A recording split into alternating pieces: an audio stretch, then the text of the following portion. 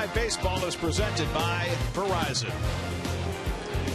New York Mets baseball on SNY is brought to you by Verizon. Don't miss a moment of Mets baseball on the largest, most reliable 4G LTE network, only from Verizon. By Pepsi, the official soft drink of Major League Baseball. By Long Island Railroad's Train to the Game, your ticket to the Mets. By Budweiser, still brewed the hard way, this Bud's for you. And by Geico, over 75 years of savings and service. Now, Terry Collins has spent most of the last few weeks searching for offense. Well, he found some yesterday on Memorial Day. Michael Cuddyer hit one in the second deck in left field. Lucas Duda almost hit one to the Shea Bridge. And nobody's hit more home runs by a shortstop than Wilmer Flores. The Mets will hope to double up on the Phillies. And a pleasant good evening, everybody, and welcome to Citi Field. Gary Cohen, Ron Darling, Keith Hernandez with you tonight as the Mets play the middle game of their series against the Phillies. Last night, or yesterday afternoon, Wilmer Flores hit one of the 3 Mets home runs. Wilmer's now hit 7 home runs. He's the first Mets shortstop ever to hit 7 before the team's 50th game of the season, and he's tied with Johnny Peralta for the most home runs by a Major League shortstop. Well, Wilmer is right now on a pace to hit around 25 home runs in the season. A lot has been put on Wilmer's plate here. He's 23 years of age. It's the first year he's broken camp with the ball club and starting his first full season. He's hitting around 250. He's been going back and forth. I think he's really conducted himself and held himself pretty much in order, kept his confidence level up. His home runs, Garrett, is 7. 4 of them have been a men on base, a grand slam, 2 3-run shots, and a 2-run homer. He got a lot of criticism about his defense, but I tell you what, he's 23 years of age. He's just budding. If he becomes a 280, 290 hitter and hits you 20-plus home runs, that'll get your attention. So still very much a work in progress. Meanwhile, Jacob DeGrom will go back to the mound for the Mets. His last start was in question because there might have been something wrong with his shoulder. Turned out to be the best game he's ever pitched. Well, not only with his shoulder, he had a little problem with his hip also. I'll make the argument that it was the best start by a Mets starter this year. Why? Because of his control was impeccable. He just dominated the Cardinals as he retired the last 23 in a row. And even more importantly, it was against the Cardinals, one of the best teams in all of baseball. DeGrom was on top of his game. Only the 4th time in Mets history that a pitcher had retired 23 in a row, and that streak is intact going into the game tonight, shooting for Rick Reed's club record of 28 straight batters retired. On the other side, the veteran Jerome Williams, who has been around, pitches for the Phillies. He has been around. He's a guy that really doesn't have any pitch that kind of wakes you up. He's really struggled, as you see, on the road. The Mets hope those struggles continue. So the Mets try and keep the good feelings going against the Phillies. It's the Mets and Phils, all of the action coming your way tonight right here on SNY.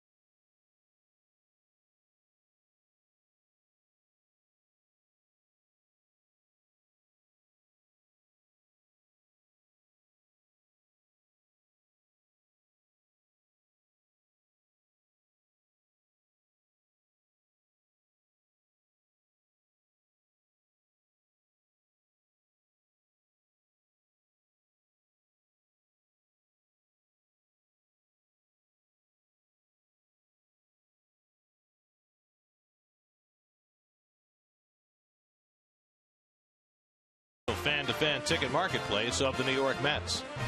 By Hyundai. Hyundai invites you to get in your comfort zone with the most advanced Elantra yet. Visit your Hyundai dealer today. And by Cure Auto. 25 years of saving you money. Cure Auto Insurance. Drive well. Get to Citi Field this Friday when the Mets take on the Marlins at 7:10. All fans in attendance will receive a Mets t-shirt courtesy of Goya. For tickets, visit Mets.com/Free Shirt Fridays. SNY Super Slow Motion is brought to you by your Mercedes-Benz Tri-State dealers. Visit them on the web at searchmercedes.com. Today's Game Changer brought to you by T-Mobile. We referenced it earlier. Jacob DeGrom, only the 4th time in Mets history a pitcher's retired 23 in a row. Tom Seaver did it twice. Anthony Young, he had the 27-game losing streak, the most recent in '93. And then DeGrom in his last start. What can he do for an encore? Well, you'll find out if you stick around. Mets and Phillies, first pitch coming right up.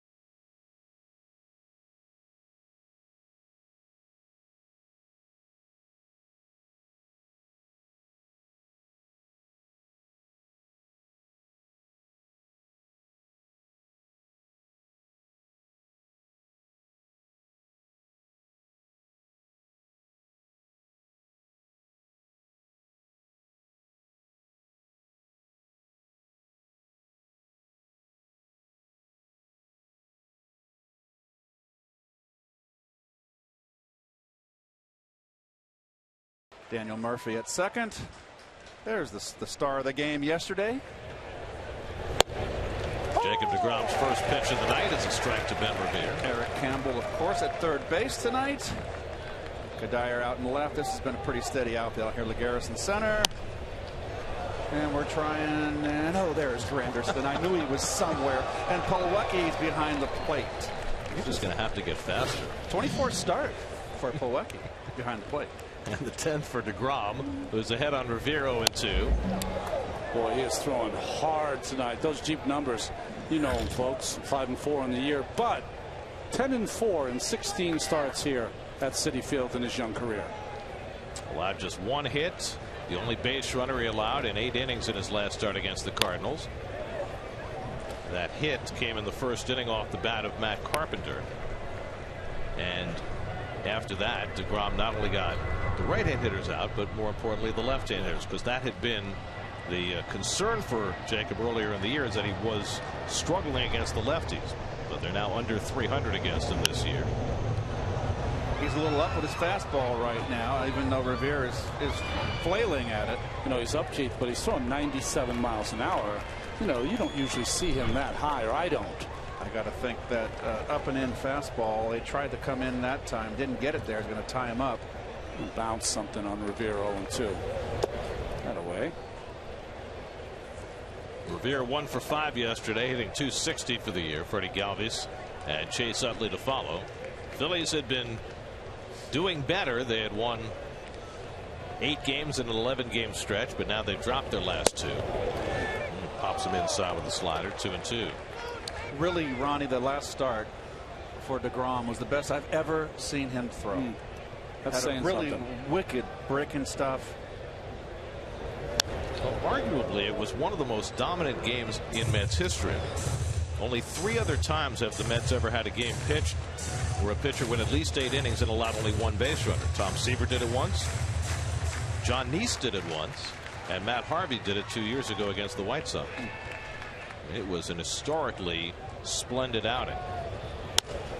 And Rivera lines one into left center, and he's got himself an opening hit. Finally got a ball down in the strike zone. Rivera, a typical left-hand hitter, likes the ball down. So the batter retired streak ends for DeGrom, where it started tonight at 23. There's the Hyundai starting lineup. Same exact lineup for Ryan Sandberg as he ran out there last night, with the exception of the pitcher. That was a heck of an at bat by Rivera. It sure was. It was. No question. Well, that leaves Rick Reed safe in the record books. Reed has the Mets record of 28 consecutive batters retired, set that in 1998.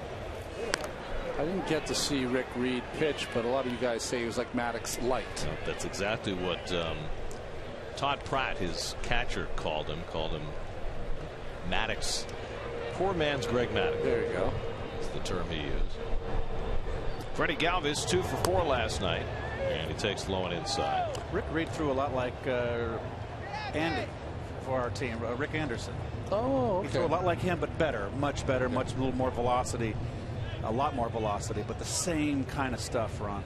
Had that same 2-seam fastball that Cologne throws inside against the lefty. He's got a lot of strikeouts that way. Runner goes, hit and run, deflected right to Flores, and he turns it over for the double play. DeGrom got a piece of it, and it was perfectly directed to Flores for the 1-6-3. Well, hit and run right here. Ball up the middle, deflected. I don't know if someone would have got to this in time. Let's see. That's a base hit, first and third. So very fortunate that DeGrom got the glove on the ball.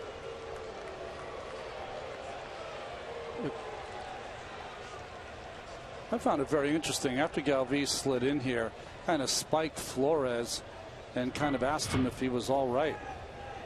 Well, Rivera, sorry. Rivera with the slide, spikes him. That's part of the game. Got him right in the ankle, but see, he reaches for him like, are you all right? You don't need to do that. Part of the game. Ty Cobb wouldn't have said, excuse me. Right.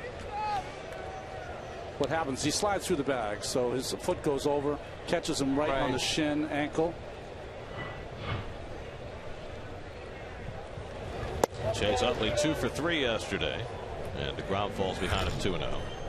Utley's on the rise. Last time the Mets and Phillies played, Utley at one point slid below 100, up to 183 now. You see where he got spiked there, Flores did on that left ankle and shin.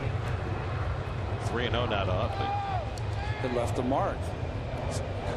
It ripped the sock a little bit. Yeah, that happens. A little different strike zone you'll see from home plate umpire Ron Culpa tonight. Here's a strike. Well, early in the game yesterday, Larry Vanover could have called a strike on a pitch 2 feet outside. Bartolo almost tipped his cap a couple times. They had a large strike zone. Oh, yeah. Oh boy. It changed a little bit as the day went along. Certainly Justin DeFreitas didn't see it that way. He couldn't throw anything close to the strike zone. He threw a 3-run shot up there, a little 3-1 hanging slide piece to Flores. You know what? He's a good pitcher. He's been a big part of this Phillies team. He just was not his day yesterday. DeGrom's worked back from 3-0 to 3-2. And Utley lines one over short, and that's a base hit. So the second hit in this opening inning for the Phillies, and Utley continues his revival. Well, interesting. 2 base hits today. Similar pitches. Similar line drives over the shortstop's head. Good hitters taking the ball the other way. I think now they know DeGrom is something special, that you have to go up there and really, really just be compact and go with the pitch. Here's Ryan Howard. 1 for 3 yesterday. Had a sacrifice fly, and it was hit deep and a mile high. And Howard said after the game that he thought he got it. He thought it was going to be a grand slam, but it came up about 10 feet shy of the wall. And he yanks that one foul. I was going to say, one of the things that has changed in Ryan Howard, and it happens to a lot of older hitters, especially power hitters, they start to get very aggressive on that first pitch, first at bat, because they think they're going to get a fastball. He did, but he was too quick.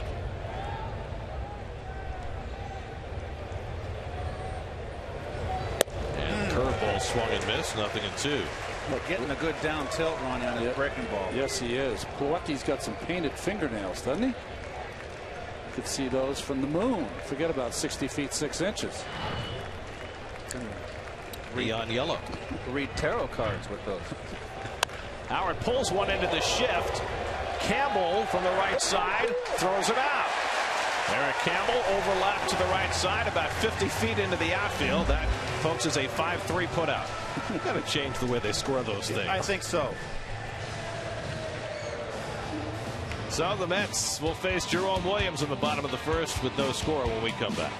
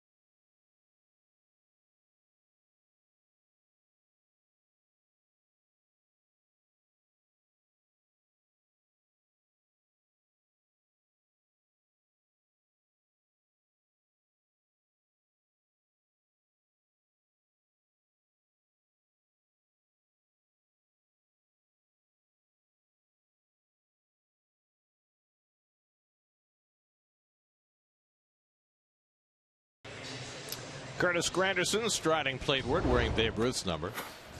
Here's your starting lineup for the Mets tonight, brought to you by Geico. Eric Campbell, after a couple of days on the sidelines, gets to start at third base, trying to snap a long offer.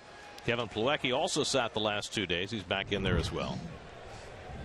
We see the Toyota numbers on Jerome Williams this year. I said in the beginning of the pregame there about his numbers on the road. He said 40 base runners in 19 1/3 innings on the road. The overall number is not pretty either. Granderson rolls one into the shift, and Chase Utley will make the play. Post play. Granderson hustling down the line, but he's out, one away. And we'll give you a quick look at the Philly defense, brought to you by Coors Light. I know you folks don't want to see it every day, but we're going to show it to you anyway. There's the outfield. There's Utley, the all-star, at second. Ryan Howard at first. Ruiz. Those are the last 3 surviving members of that championship team. Well, the British Mets are back tonight. By the way, I met those guys at the elevator. They're hilarious. Yeah, they're wonderful. Well, Lagares 0 for 4 yesterday, takes low and away from Williams.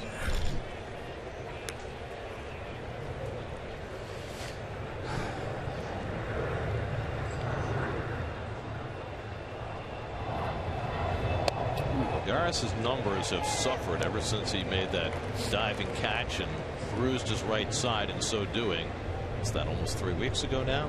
I think Keith pointed it out, and I was trying to mention that sometimes you start to swing around your injuries, but Keith's got it right on. He's just dipping that back shoulder and is uppercutting everything. He's not that far off here. Yeah. I like the way he swung the bat. He's just a little bit off.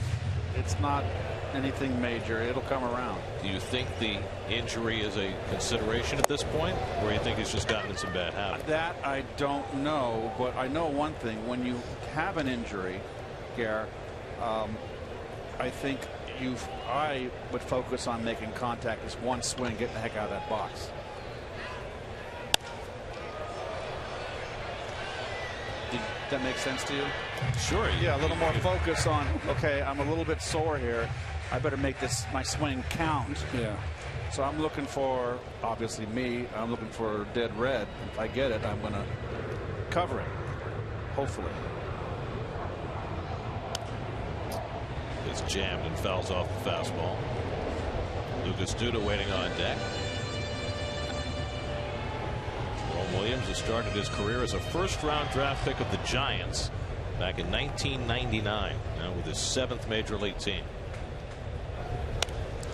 Much herald, I believe, too, right? Yeah, he was a huge prospect. Born and bred in Hawaii. His parents were from New York and moved out to the islands, which is where Jerome was born and raised. What were my parents thinking? We went the other way.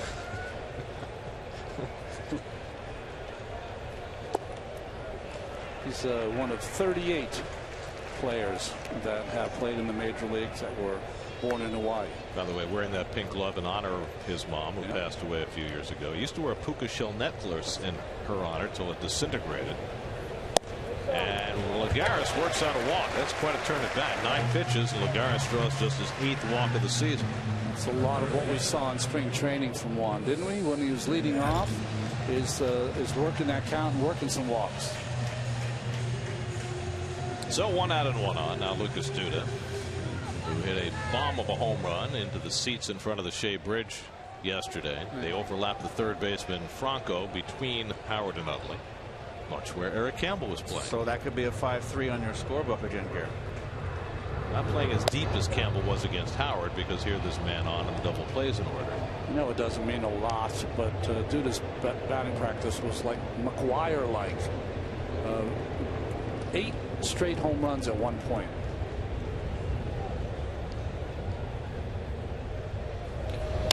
And a check swing tapper. If it stays fair, they'll never throw him out, but it goes foul. Now there was an excuse me swing, but it almost worked to defy the shift. That old lip in the grass, and that'll always get you. It'll push that ball foul. You had to be careful on those balls at Shea Stadium with Pete Flynn. They would come back, so you had to get to it quick. As soon as the kick's foul, just knock it aside. Well, that's the rule of thumb anyway. Once it's fouled, touch it. The ball's dead and it's foul. Lagares at first and 1 out. Runs that cutter in on him, and it's 1-2. Daniel Murphy hitting cleanup again today. He's starting to heat up. It's going to be his 4th straight game hitting cleanup, and he's the hottest hitter in the lineup, so why not? Duda has a home run against Williams in 6 career at bats. And he goes down swinging for the 2nd out. A changeup from Williams for his first strikeout. That's been his best pitch so far early in the first 3 hitters. It's a changeup from Williams. Well, a guy like Williams, like any sinker baller, I feel like I said it all in Pittsburgh too, Garrett. You got to make the sinker baller get it up. You start swinging at that pitch below the knees, they'll just run that thing like it's coming out of a computer until you stop. Now here's Murphy. He's hit in 5 straight games, 9 for 17 over the 5 games.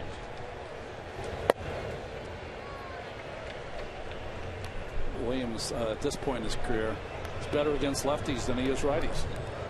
Although they're both hitting over 300 against him this year, just hasn't been a good start for Williams, who came to the Phillies late last season and was really good for them after flaming out with a couple of American League teams. Well, it's been a stark contrast for Daniel. April versus May. Numbers presented by DraftKings. Play daily fantasy baseball for free on DraftKings.com. Enter promo code NYM for free entry. No, the only real surprise there is the April batting average. That's very un-Murph-like. I knew it was a matter of time before Daniel got it together.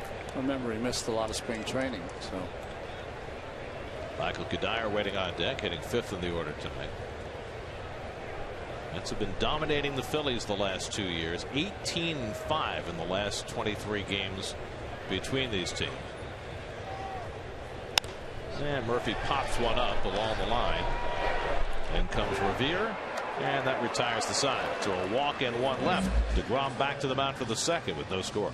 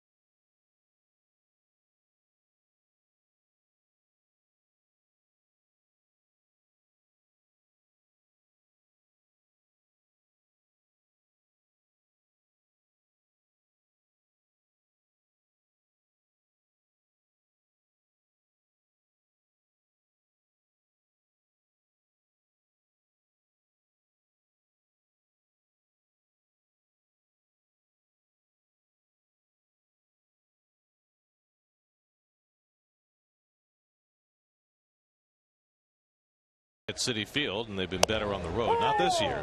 They have been dominant at home and have struggled mightily on the road. Who can tell why? Well, they got over one hump, and that's their. Remember, they couldn't win at home and a couple years ago, and that is ancient history now. They're thriving here. Kel Franco, the rookie third baseman, leading off in the top of the second. Franco 0 for 4 yesterday, making his 12th start since they called him up and sent Cody Ashley to the minors to learn how to play the outfield. Grady Sizemore on deck. But those numbers were telling, though. The big one for me, not only the pitchers, ERA is so different. Pitchers have been so much better at home, the Mets, but their runners in scoring position average. They seem to always get the big hit here, and they've never got it on the road. First strikeout of the night for DeGrom, who fanned 11 in his last start. Change up, wicked. Likes to throwing that ball. Fastball in, then change up down and in. So 1 out and nobody on. Now Grady Sizemore. Sizemore splitting time with Jeff Francoeur in right field these days. 0 for 2 yesterday, 0 for his last 12.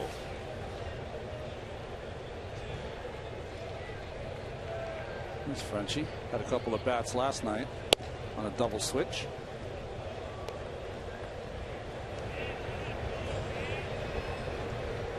I don't know how he keeps himself still in the dugout. Of course, last year Francoeur developed a side trade while playing in the minor leagues. He became a pitcher. Pitched in half a dozen games. He's always had a great arm. An old Met just came in our booth here. Barry Lyons, he gave me a shot to the ribs. I think he broke one of my ribs. That's because you called him mattress last time he said. Right. Barry Lyons, former Met catcher, 80s and 90s.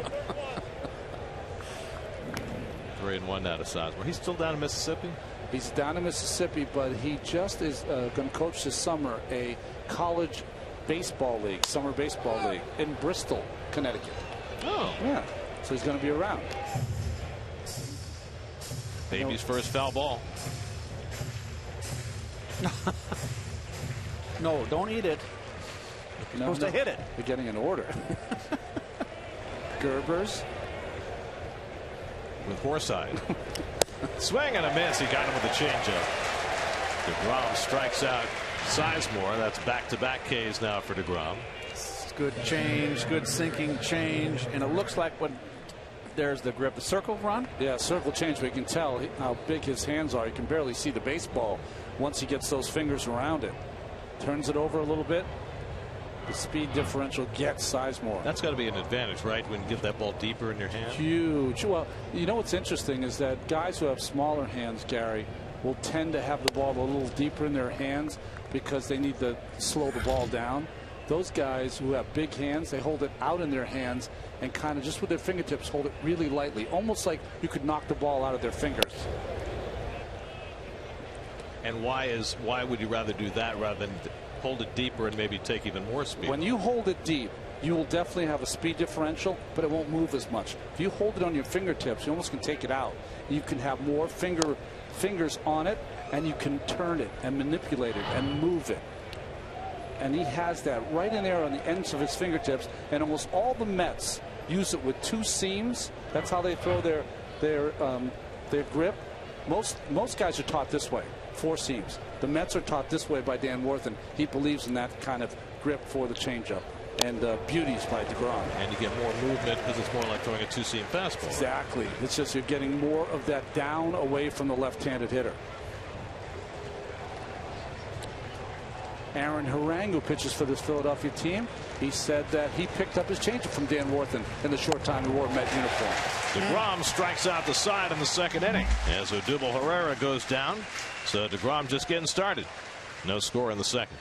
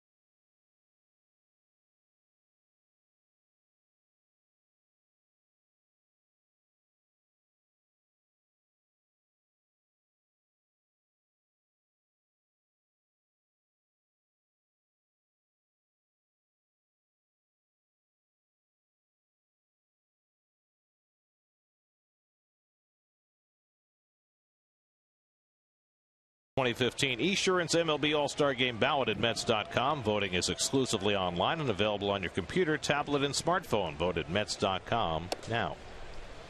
Michael Cuddyer leads off the home second. Cuddyer hit one into rarely visited territory yesterday in the second deck in left center. Mark Reynolds territory. That's right. It was his 4th home run of the year.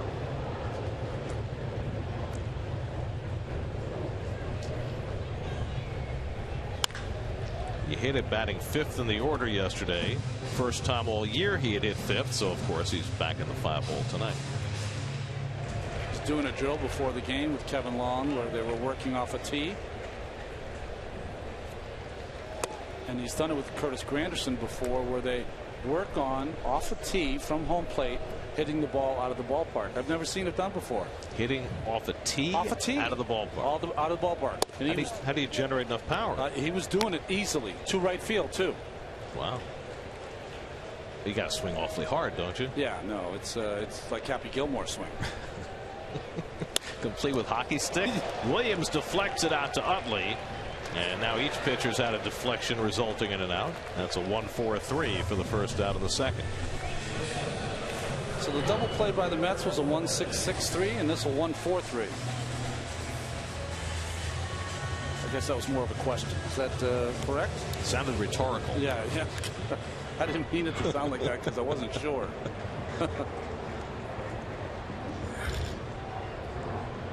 So 1 out and nobody on. Now Wilmer Flores. Mets were tied 3-3 yesterday when Flores launched a 3-run homer that put him in front to stay. That was in the 6th inning. 7 home runs now. No Met shortstop has ever had 7 home runs before the team's 50th game before. Reyes holds the record for most home runs by a shortstop, correct, Gary? 19 in a season. That was a year he hit 3 in Citizens Bank Park in one game. Yes, he did. Reyes made his return to the Jays lineup last night after missing, a month with a rib injury. Right. Eric Campbell on deck. 1-2 to Flores, and he rips one, caught by Franco. 2 out. You can't hit a ball much harder than that. Well, that's a big hang with him. Bullet. Can't guide it once it leaves your bat. Just ripped the glove off his hand. Is there any guy, Keith, when you were holding a runner on at first base, left-handed hitter, that gave you a little bit of the willies? Yes. He was going to pull the ball down the line?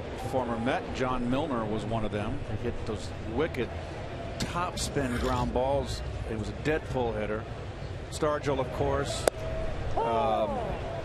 Joe Morgan gave me the willies over there. Joe could pulled late in his career, and he can hit some bullets.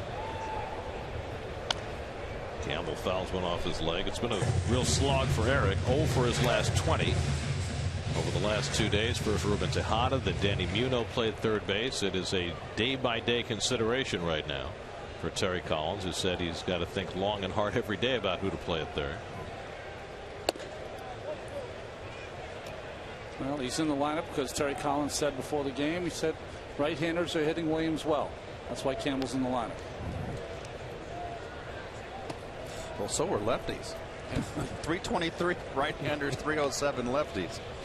But the right-handers have 7 home runs of his 8 given up.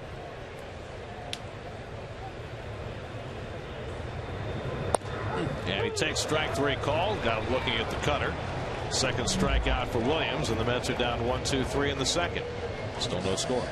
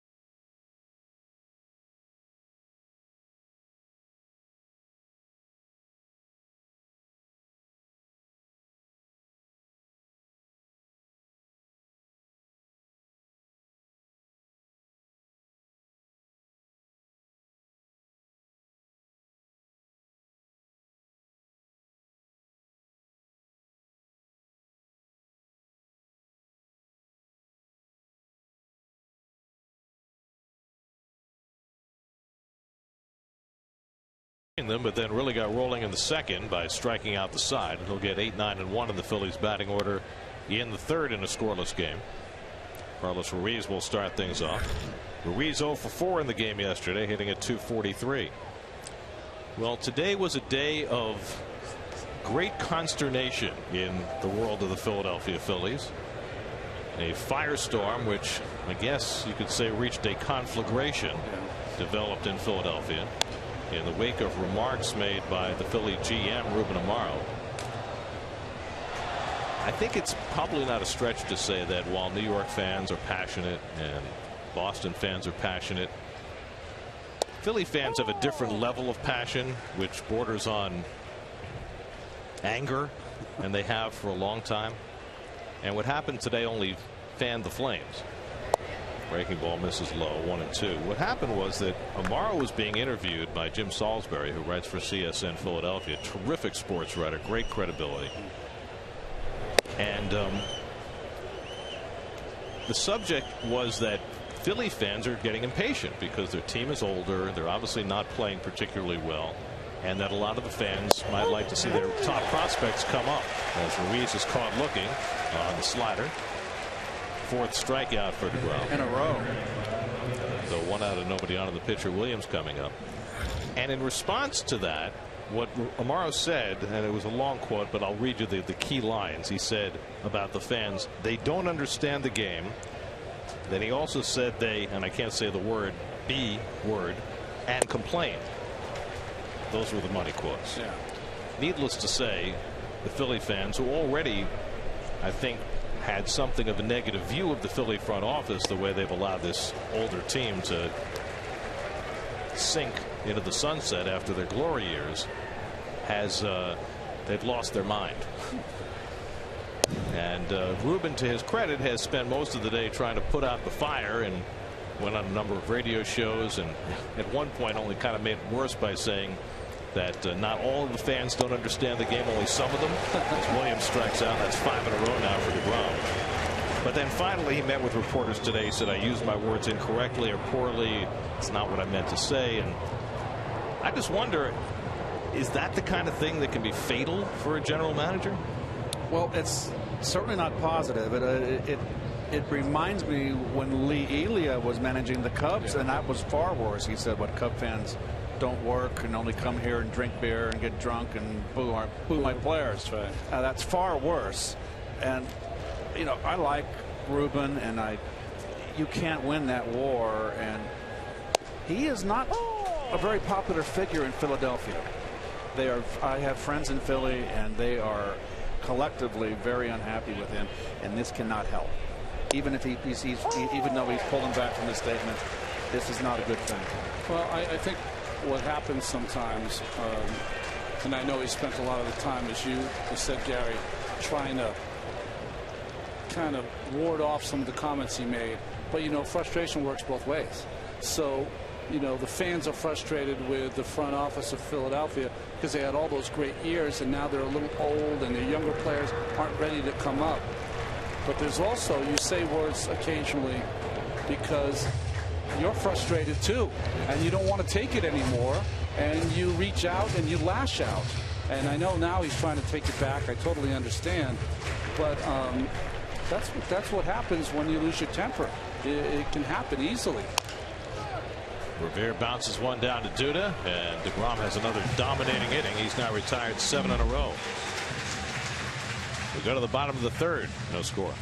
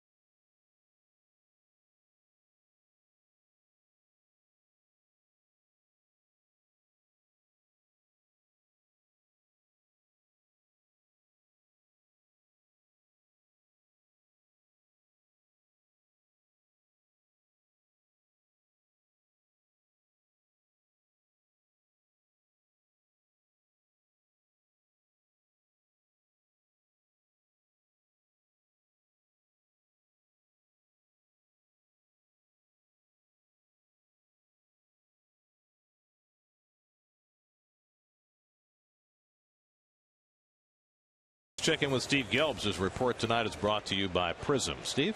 Gary, Kevin Plawecki got the last 2 days off. He's been slumping a bit, just hitting 121 in his last 11 games. And something we heard in Pittsburgh about the team in general, we heard the word pressing a lot, and that word kind of takes on a new meaning when you're talking about a young guy getting his first taste of Major League Baseball. And Kevin admitted as much. He said, you know, you're trying to impress when you're in my spot. You're trying not to think that way, but it's just human nature. It's sometimes easier said than done, especially when you look up at the big scoreboard. Plawecki looks like he's going to get the first there, so unable to make the play was Utley, and run on first for the Mets. But you look up at the scoreboard, Plawecki said, and the numbers keep going down. The average keeps going down. You hit the ball hard, but it's right at somebody. Maybe you just miss your pitch, and you start to build that frustration level. Plawecki said right now the battle with him is trying to keep that confidence up and not overthink things too much. Well, he'll be heartened by getting credit for a base hit on a hard hit ball that Utley couldn't quite handle. And that sets it up for DeGrom. Of course, this is a fateful week for Plawecki because the expectation is that. Is that the stuff? Yeah. That's it. Yeah. The expectation is that d'Arnaud will be back with the Mets sometime next week, whether it's in San Diego, which they hope, or Arizona, which they expect. Well, there's a sense of urgency for Plawecki to start hitting and make him change their mind. He's going to be the odd man out here. And when d'Arnaud comes back, he's done a credible job, Plawecki, since his call-up. He's had some ups and downs. He hasn't had a lot of minor league experience. Right. I think it's, I don't know, maybe you guys disagree. I think it's doubtful that he stays around as a backup. They need to send him down to play. Yes. And I like his swing. I like what I saw in spring training. And he really wouldn't be here if the club was healthy. He probably wouldn't be here. He'd be getting a full season in AAA and seasoning. So he needs to go down there and play every day. I totally agree with you guys, 100%. My only issue is that for every underperformance, and listen, I think Plawecki has done a fantastic job. There's a lot on his plate as DeGrom takes a strike there trying to bunt. Well, you know, you can make an argument for anything, not the reason you're not successful. You know what I mean? I find that, to see the defense on this, I think DeGrom's still going to be bunting. I'm not expressing myself correctly here, so let's let him try to bunt. Maybe I can figure it out. He'll swing, and it might be a double play. Utley to Galvis. DeGrom hustles it out and beats the play at first. Good hard slide by Plawecki. Good hustle by DeGrom, and the Mets stay out of the double play. Well, flipping from too far, too much time, and a hustling DeGrom gets him to the fielder's choice, stays on base. He's got to make an overhand throw, Utley, to the shortstop, and then they would have completed the double play. A mistake you don't see too often from Chase. Do a little better stretch there by the big Ryan Howard at first base. I don't know if that would have helped. So DeGrom is aboard with one out, and now Granderson, who grounded out to Utley his first time up.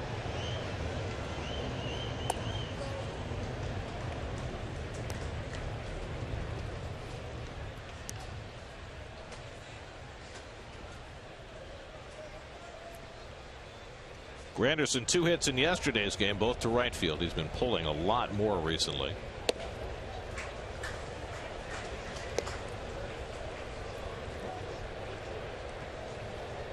Juan Lagares waiting on deck. I think sometimes it is an everyday a player, an infielder. You kind of take it for granted pitchers aren't going to be busted, particularly early in the game, Gary. You know, but DeGrom is young and feisty. He's got athletic ability too, and that makes a difference. 3-0 to Granderson, who likes to swing 3-0. And instead he takes ball 4, and the Mets have 2 men on. Second walk given up by Williams. And so the Mets got a runner into scoring position for the first time tonight. And Juan Lagares will come up. Lagares had a long turn at bat his first time up, a 9-pitch walk.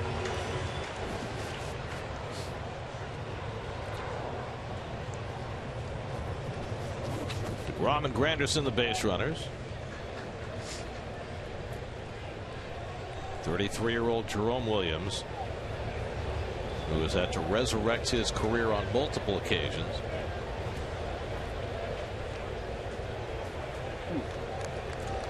Wants to see the catcher Ruiz. Ronnie, a guy like Williams, who's having a tough season, and right now, you know, we're 2 1/3 innings in. He has to pitch a very, very precise game. He knows he's in trouble right now. He's got to make his pitches here to get out of this, correct? Well, one, if you're a pitcher like Williams, you can't walk anybody. 2, you want them to hit the first 3 pitches you throw up there. You don't want them to see 5, 6, and 7 pitches. Your stuff just isn't that tight to do that. Cutter off the plate to Lagares. Almost every pitcher you see that struggles does the same thing. They nibble early in the count. They get behind hitters, and at some point you're going to have to come into the hitter. And when you do, that's when you give up those 3-run bombs.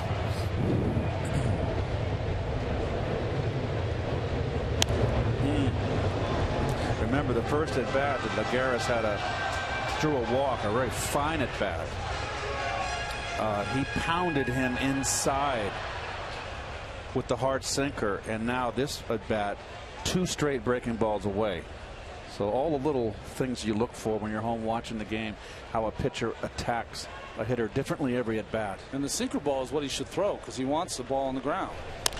And he gets it behind the back. Franco, now the race with DeGrom, and Franco gets there first for the force play on the second out. Wise play, very heady play by Franco here. Get the lead runner.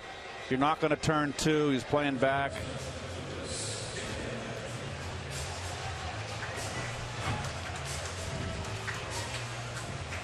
Ron can move.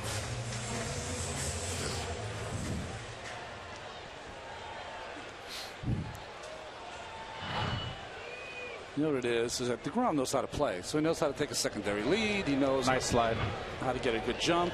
Pop-up slide. 2 out and 2 on. Duda batting. Keep Galvis over close to third to guard against the double steal. Otherwise, the full shift on against Duda. I think right now that with Murphy hitting behind in the lineup for Duda, it gives Duda good protection. Murphy's red hot, a line drive hitter. This situation here where a base hit can hurt you, he's going to want to go after Duda, who strikes out more. Lucas struck out on a changeup his first time up. And he lines one up the middle of base hit. That'll bring in the game's first run. Granderson scores. Lagares slides in safely at third. Lucas Duda with an RBI single, and it's 1-0 New York. Well, this is perfect. You got a sinker ball pitcher, and their bread and butter is always going to be that sinker ball down and away, and you cannot pound a circle into a square and try to pull this ball with power. You got to hit it where it's pitched. I, in fact, would be less inclined in this situation where a base hit hurts you to play a full shift like that, Gary, and open up that left side of the infield. Didn't we see him do the exact same thing in Pittsburgh on the same kind of shift and the same kind of pitch? Absolutely. So Duda has his 21st RBI, and the Mets have the early lead. And now Murphy, who flied to left his first time up. 1st and 3rd and 2 out. In fact, to take it a step further, guys, if you're the pitcher and you're Williams, it takes the sinker ball out of play for you. If you're in between what you should throw something soft. He's more apt to pull it. If he pulls it into the defense. You can't throw a fastball away. Well, as a consequence, Duda now with 6 RBIs in his last 4 games. And starting to produce runs the way the Mets need him to. Now Williams behind Murphy 2-0 with Cuddyer on deck. A huge batter for Williams right now. Well, he's picking his poison here. I believe he wants nothing to do with Murph. Feels more confident going after not so much Cuddyer, but just percentages righty against righty. Murphy has not swung at a 3-0 pitch this year, not likely to do so here. And he takes the walk, bases loaded. Second walk of the inning, 3rd of the night for Williams. And a moment of truth in this game with the Mets up 1-0. Cuddyer coming to the plate with the bases loaded and 2 out.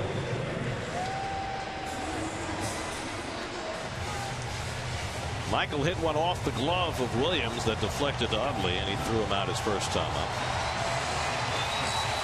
You know, I just think that as far as the shifts are concerned, you're taking a pitcher who has 3 pitches. His best pitch is his sinker ball, then his changeup, and then his slider. So in shifting against Lucas Duda, what you're telling the pitcher, and he didn't get it, obviously, you're telling the pitcher that one of your best pitches really can't use in this at-bat. Or if you do, you have to pitch around the strike zone, not for a strike. And that's something that, strange that a veteran pitcher wouldn't get it, but he's probably been pitching prior to shifts early in his career, and he goes back to that pitch that he feels most comfortable with, but it's against the defense. It hurts him.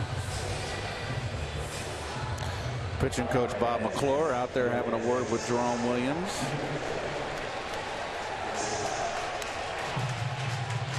Well, the Mets have cashed in this year with the bases loaded. 40 at bats with the bases loaded this year. The Mets are hitting .425. Cuddyer 8 career grand slams.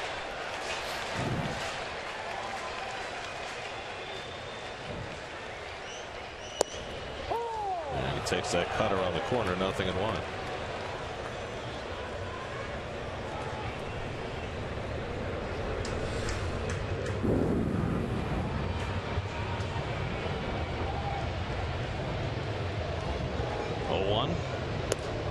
Same pitch, same spot. Boy, I'll tell you.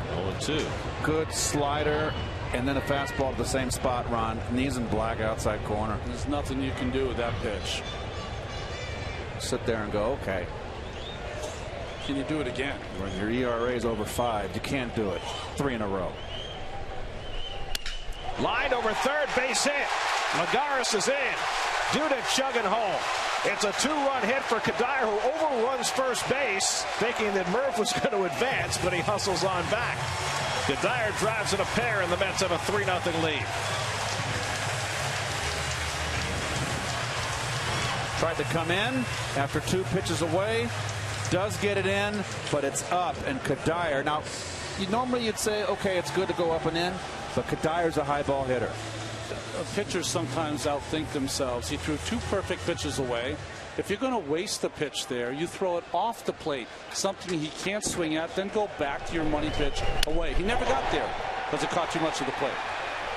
So 3 runs are home. Now Wilmer Flores, the 8th man up in the inning. Wilmer hit a bullet to third base that Franco caught his first time up. Well, I cannot tell you. There's Cuddyer making the aggressive turn. Murphy had no shot going to third. I cannot tell you, this whole inning opened up with DeGrom's hustle on that double play ball, Gary. Yep. Otherwise, it's 2 out and nobody on, and the inning goes very differently. 2-0 to Flores. Nobody up yet in the Philly bullpen as the Mets put together a big inning against Jerome Williams. Williams has failed to go more than 5 innings in each of his last 5 starts, so he's not a guy who's getting deep into games anyway.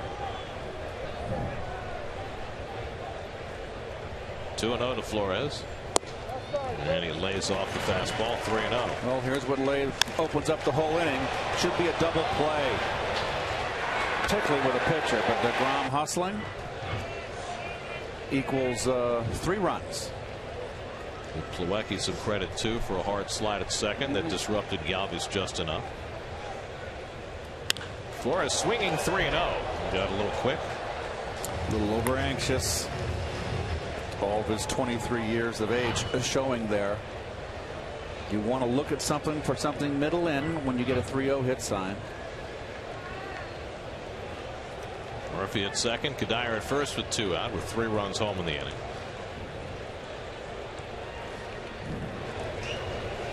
And Flores bounces that one foul. 3-2. Eric Campbell would be next.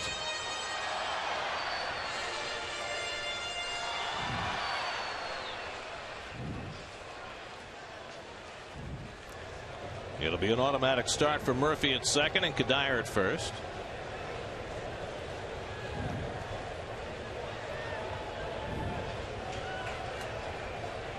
(3-2) coming to Flores. Line right at Utley, and he picks it off to end the inning. But the Mets put up a 3 spot against Jerome Williams in the 3rd. Cuddyer with a 2-run hit, and the Mets are up 3-0.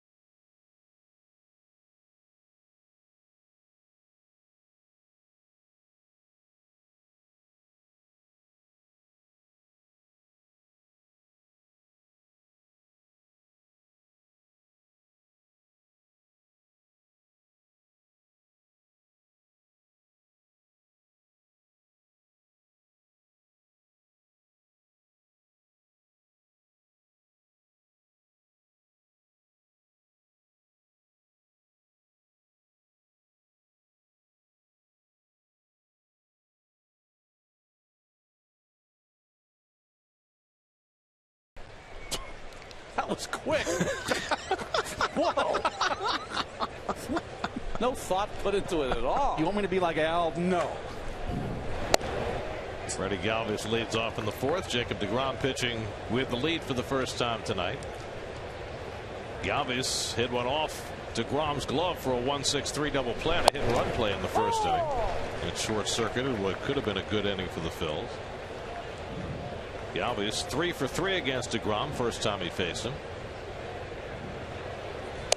That was in the home opener for the Mets this year. DeGrom pitched through 6 1/3 scoreless against the Phillies, a 2-0 win. In fact, he's 2-0 with a 1.37 ERA in 3 career starts against Philadelphia.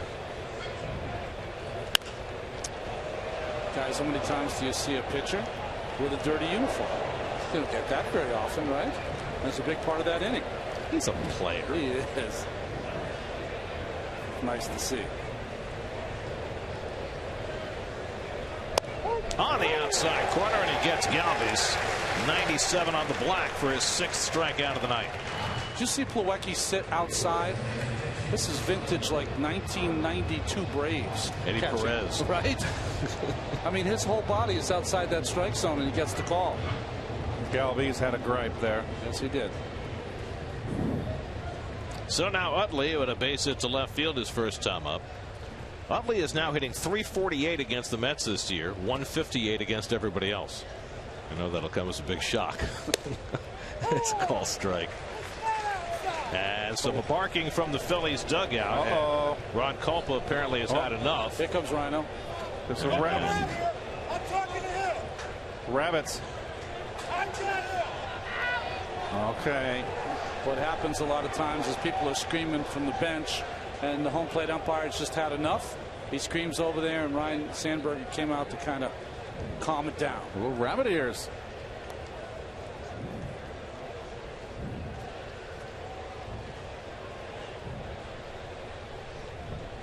Well, Utley pops one into shallow left. And Cuddyer in to grab it. 2 up. Ooh. Get all the post-game reaction from Citi Field after Noah Syndergaard's start in tomorrow's Mets-Phillies game on Daily News Live, presented by Citi, tomorrow at 5, only on SNY. a lot of red pencil on that sheet there. Got to do what you can. Here's Ryan Howard, who grounded one into the shift his first time up. Eric Campbell was playing way out in shallow right field and going toward the line, got to it and threw him out for your not very routine 5-3 put out.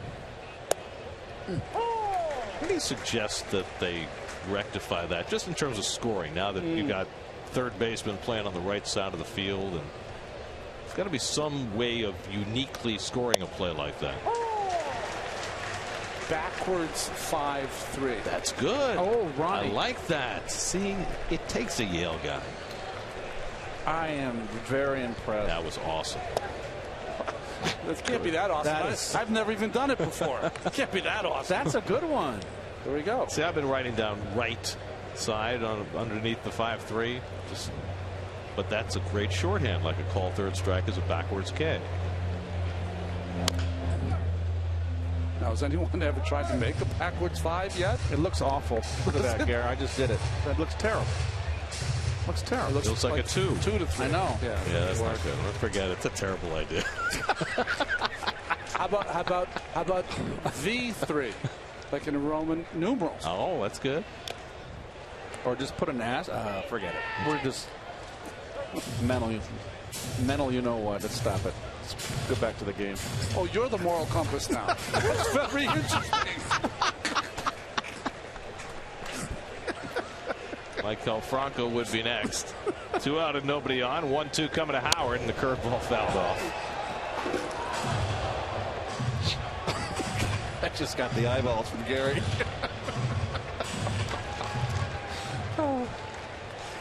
DeGrom has struck out 6 of his last 8 hitters. 7 of 9. Going upstairs to get Ryan Howard. 7 punch outs in the first 4 innings for Jacob DeGrom, and he's rolling again, up 3-0 in the 4th.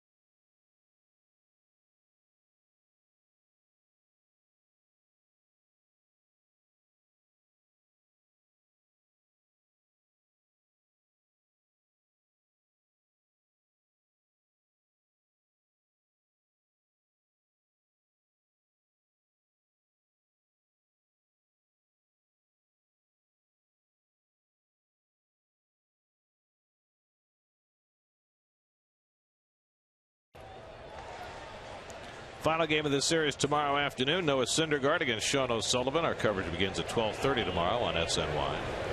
Eric Campbell leads off in the home fourth inning and takes the cutter for a strike. Campbell took a call third strike his first time up. Now 0 for his last 21.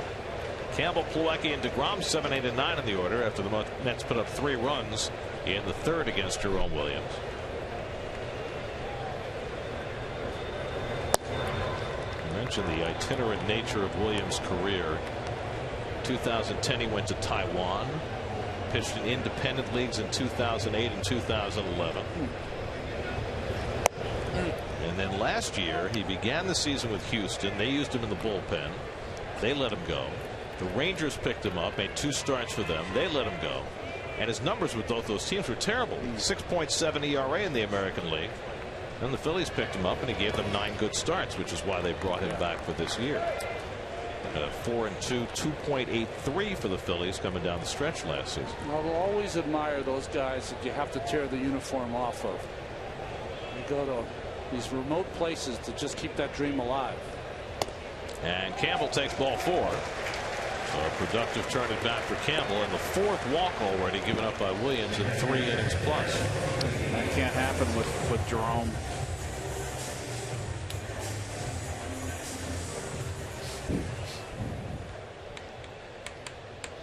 Well, first at bat, Plawecki got a first pitch fastball. He's following a walk here. Might get the same pitch. Hit one behind the bag at second. Utley was able to knock it down but not make a play, and Plawecki got an infield hit.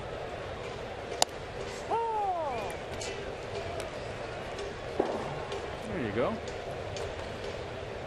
That's where I'll be nesting tonight.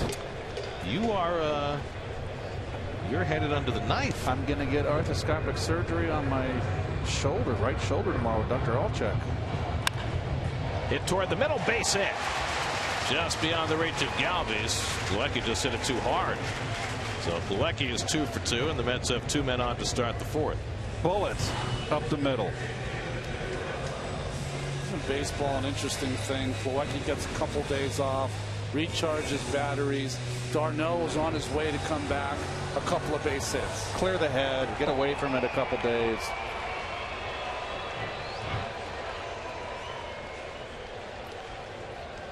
Galvis trying to get Citi Field off his body. 2 on for DeGrom, who couldn't get a bunt down and then hit a ground ball that looked like a double play, but he beat out the relay, and that set the stage for a 3-run inning. They look for the bunt again.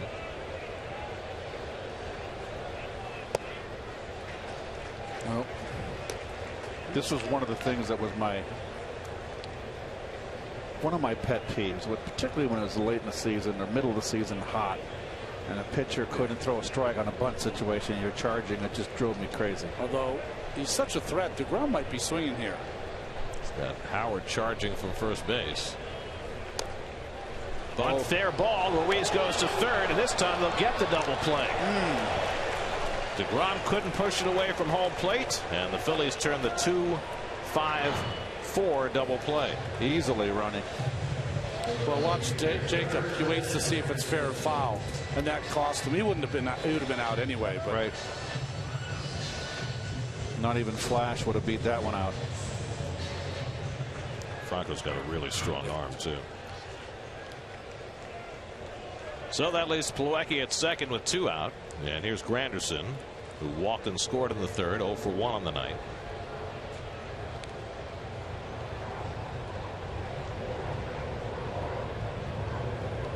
So I'd just like to revisit for a moment your medical plans, Keith. Yes.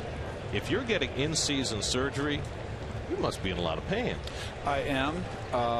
Then the other reason too is, and I'll try to be brief here. We got 2 outs. Maybe you'll throw a ball. Anyway, I got to get hip replacement surgery right in October, November. So I'm going to be on a cane for a while, and I got to have my right shoulder in good shape. But I got a bone spur that is flaying my, I guess it's called the supraspinatus, Ronnie? Yes, it is. So I got to get it done. I got to get the bone spur cut off or snipped off and sanded down. Are you getting some kind of frequent surgery rate? Major League Baseball insurance. Granderson out to center field. Herrera took a bad angle, then goes back and somehow stays with it and makes the stumbling catch. That was the great circle route by Odubel Herrera. Whoops! Better adjust. And the rookie center fielder makes the play.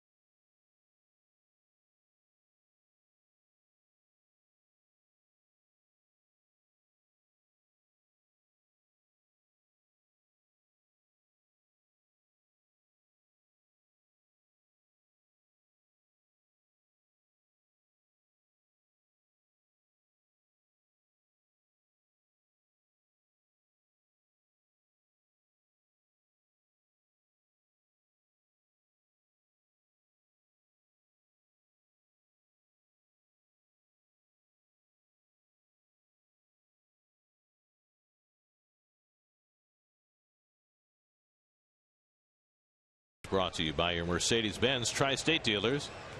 Visit them on the web at searchmercedes.com. What does a changeup look like in slow motion? Pitcher dropped a little Stephen Wright on me. Very nice, and not the pitcher for the Red Sox. It's very interesting. Profound. Yeah. Maikel Franco leads off for the Phillies in the 5th inning against Jacob DeGrom, who gave up 2 hits in the first and has now retired 10 in a row. Something bothering Ron Culpa, it would appear. Maybe it's the verbal abuse he's taking from that Philly dugout. Something went down the wrong way. But he's going to hang in there. Franco struck out his first time. He takes a strike. In our day, Keith, you would see that happen to players occasionally because they would chew tobacco and it would somehow they'd swallow it occasionally. Right. And you can get very sick if you got too much tobacco in the tummy. I never chewed tobacco. I chewed tobacco once, didn't like it in minor leagues, and thank goodness. Nasty habit. Lined off DeGrom. Flores charging and makes the play in time. Second 1-6-3 put out tonight. Now the question is, where did that ball hit DeGrom? Caught off the tip of the glove. Yeah. He is an athlete. Moves his feet, gets his glove down.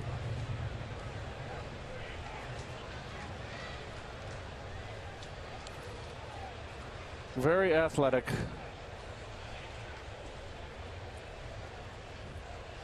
Well handled by Flores as well for the first out. So that's 11 straight retired by DeGrom. Is this deja vu? Yeah. There's Sizemore who fouls one back. One of the things you're seeing from all the young Mets pitchers that they brought up, they're all very athletic. They all can feel their position. They don't have the speed of DeGrom. DeGrom, of course, is the most accomplished athlete of all of them. And then there's young Bartolo Colon. That's ripped into right. And so the string is snapped at 11 in a row as Sizemore has a 1-out hit. Third hit of the night for the Phillies. This is a predominantly left-hand hitting lineup. You've got 5 left-hand hitters and a switch hitter, so 6 in the lineup hitting left-handed. And ironically, not ironically, all the base hits are From left-handers, I bet you they're watching. I would think they're watching the hockey game. The ice. Go Rangers. Buzz just went through the ballpark. I believe the Rangers just scored. They're going to win Game 6 there. You watch. Double Herrera takes a strike. Herrera struck out his first time up. Is she watching the game or taking a photo? What You're not supposed to have your backs to the field. This is a large. Just saying.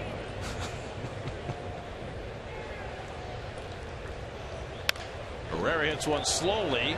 Murphy gets the force. Relay by Flores, not in time. Herrera just too fast. Ball just not hit hard enough. But they get the second out. Make sure of one on a slow hit ball. Make sure you get the lead runner. Almost turned it. That was pretty close. Tell you what, Wilmer is got a strong arm, knows how to turn the pair. Neighborhood play. Yep. I think coming across that bag on the turning the 2 is one of the better things he does defensively. Yes, I agree, Ron. Now, if you watch that play and you see, well, his foot wasn't on the bag when he caught the ball, that's the one play that's exempt from all the replay. And they did that purposely to avoid middle infielders getting hurt. That and stepping on the plate when you bunt.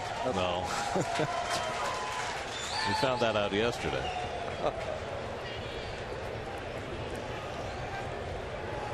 Herrera 6 steals on the year as Ruiz takes a strike.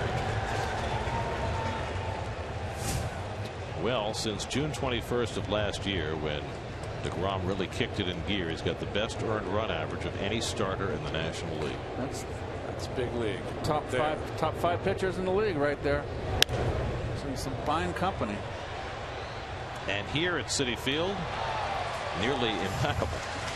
Lifetime earned run average in this ballpark of 1.50 through his first 16 career starts in his home ballpark. 10-4, 1.50. Ahead on Ruiz, 0-2. He's got the type of stuff, Ron, and correct me if I'm wrong, is there's nothing you can add to it. He's got a great live fastball. He's got a great sinking change. He's got a good slider. Knows how to pitch inside. Just stay with what that's basic stuff, and he's a winner. Curveball grounded out to Murphy, and he takes care of Chooch for the third out. 5 scoreless for DeGrom tonight. Halfway through, 3-0 Mets.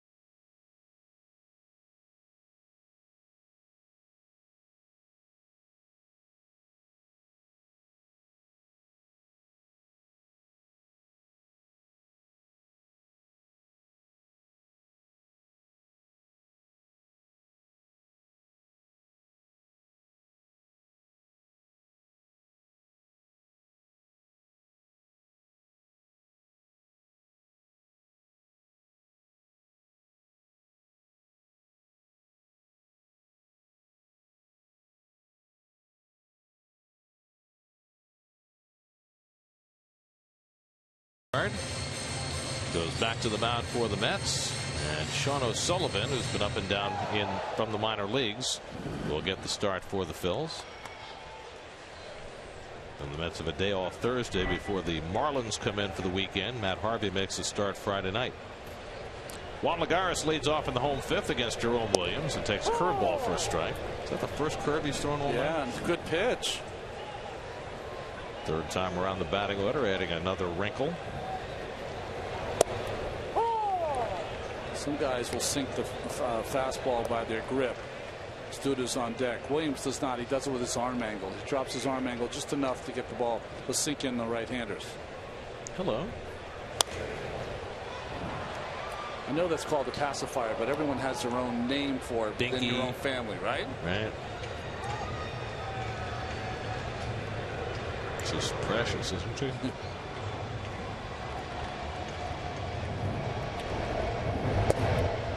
Cutter off the plate, 1-2 to Lagares with Duda and Murphy to follow. Mets scored all three of their runs in the third. Duda an RBI single. Michael Cuddyer drove in a pair with a bases loaded hit. And Lagares chases out of the strike zone, and that's the third strikeout for Jerome Williams. Good slider here. Chasing. The catch-22 for Lagares, isn't it? Is that he has the ability to get hits on balls off the plate. So on two strikes, sometimes it costs him because he's chasing that ball off the plate. I don't think, and it's early, Juan's a very young hitter, and you get wiser with age. I don't think that Juan right now, if you can't cover the whole plate righty-righty, then pick a 3/4 of the plate that you want to attack and take the quarter of the plate that you're most vulnerable in. Duda rips one, but Utley's there to grab the liner, and that's the second out. So what I mean is, if you're looking away, then you're going to take the pitch on the inner half in, and you're going to cover 3/4 of the plate away, and vice versa. And once you learn to do that against righty-righty, I did that with left-handers, then you pick your spots. And it comes with experience. So 2 out and nobody on for Murphy, who walked on 4 pitches his last time up after flying out in the first.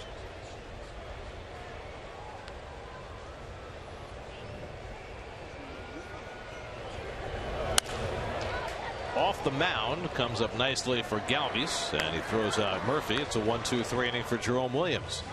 And we've played 5 at Citi Field with the Mets up 3-0.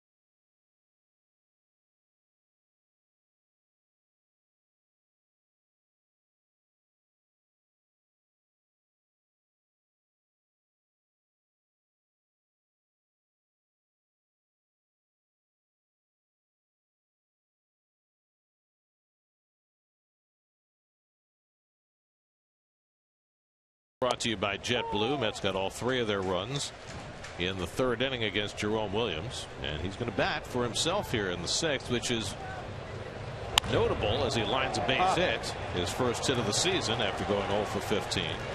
Notable not just for that, but it means Williams is going to go back out for the sixth, and he has not gotten out in the sixth inning in any of his last 5 starts. Remember, though, their starter last night, Severino Gonzalez, only went 4 in the third inning, so you're trying to get some length out of your starting pitching. And he's done okay. I mean, he gave up the 3 runs in the third and has been able to sidestep trouble otherwise. Just that Jacob DeGrom has been so much better. It was the 4th hit off Jake, now the 3rd time around the batting order. And Ben Revere, who singled to lead off the game and then grounded out in the 3rd. Takes a strike. I'm a Jet fan. I'm a Ranger fan. I think he's explaining that well.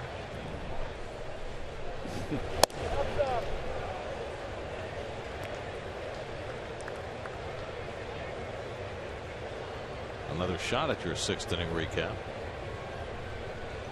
6th inning squared. Now you have all the details you might have missed before. Broken bat flare. Campbell on a hop goes to second and gets the 4th. That's a smart play by Campbell with the slow-footed pitcher Williams running. That's called getting in your kitchen, Keith. Well, sometimes when DeGrom wants to come into the left-hander, the ball kind of tends to maybe bleed a little bit out over the plate. That one he got in, and as a result, severe buzzsaw. It's a mangled bat. Good kindling. So Revere at first with 1 out. Now Freddie Galvis is 0 for 2. Hit into a double play and took a call 3rd strike. And he flies 1 out to center. Lagares got a late start. Now racing back to get it. And back to first goes Revere, 2 out. Let's check in with the studio for a game break. Chris Carlin is there, brought to you by Honda.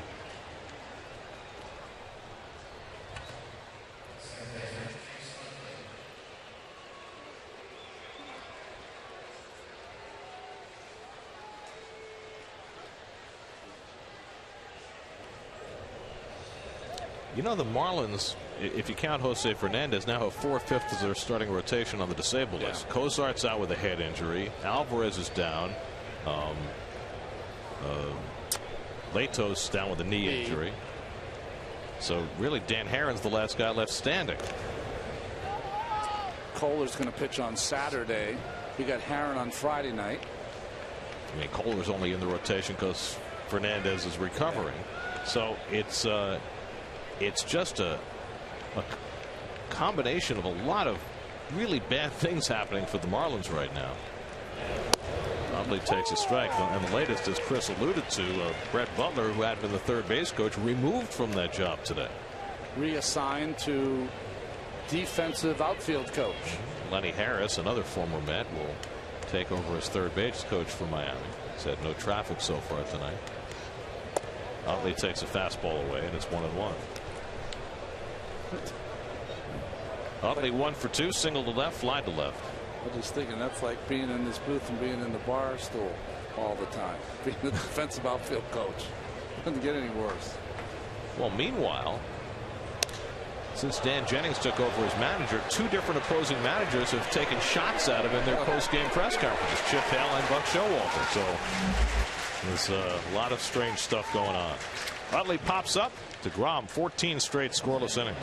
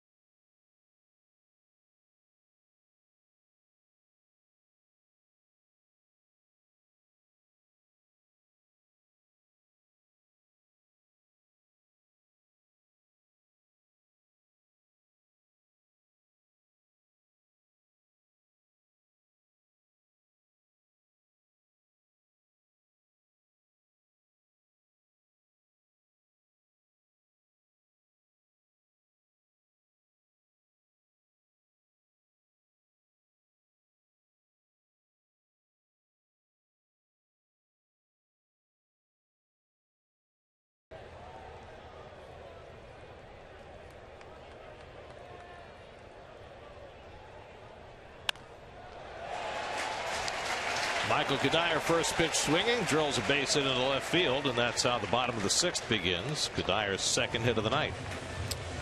While Jacob DeGrom getting more and more efficient as this game goes along. I like DeGrom's demeanor in between innings when he's sitting on the. Actually, he's on the top backrest. You know? Well, that way you can rest your back up against the cement wall. It's a little easier. It feels better on your back if you sit back. But you like it because there's no one around him. He doesn't do any talking in between innings. Concentration. Always leave the pitcher alone.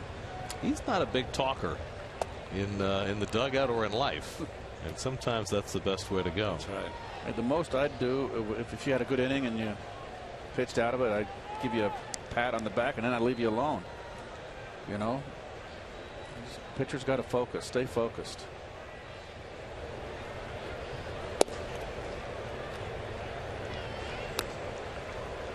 To Flores, who's at a hard line drive and a soft line drive tonight, 0 for 2.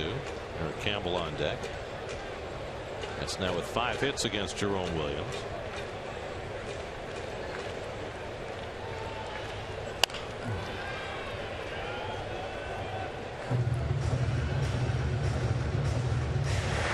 In the Philly bullpen, the left-hander Galvis RBI, who took the loss yesterday, is up.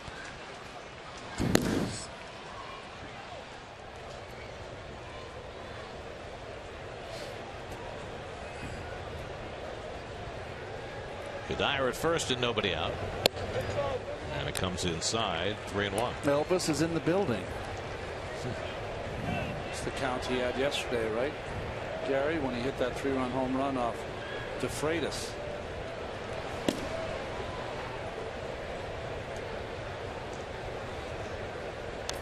And a check swing foul on a slider, 3-2.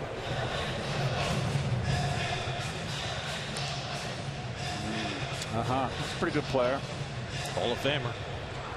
Maybe the best third baseman of all time. Wait a minute. I got my tickets. Met jersey. Freeze Gopher. Bearhead. Okay. Ready to go. Let's go. Let's get on the 7th train. There goes Cuddyer. Flores drills one down the line toward the pole, but foul. Another hard hit ball off the bat of Wilmer Flores. Well, it's always a happy area for him. It's always a ball out over the plate around mid-thigh, a little below the belt. That is where he loves it. And he's got a home run swing. He's very quick inside, Mr. Flores. Back to the cutter here away.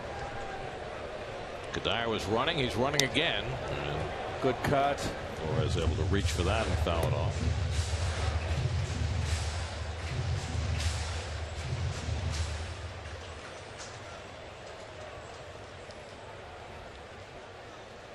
Williams trying to get an out in the 6th inning for the first time since April.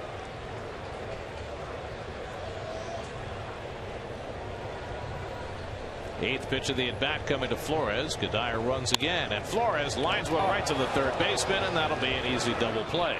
Second time he's lined out to Franco tonight. So he's hit some balls very hard, and he's very unlucky 0 for 3. Well, I'll tell you what, it's better to hit them very hard and come up empty than to be hitting little ducks, little bleeders and bloops. So now Williams has gotten an out in the 6th inning, 2 of them. And Eric Campbell bats. Campbell has struck out and walked tonight, 0 for 1.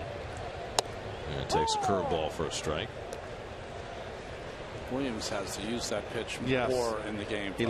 Inning 1. He likes to lead off hitters with it, doesn't he, Ron? Yeah.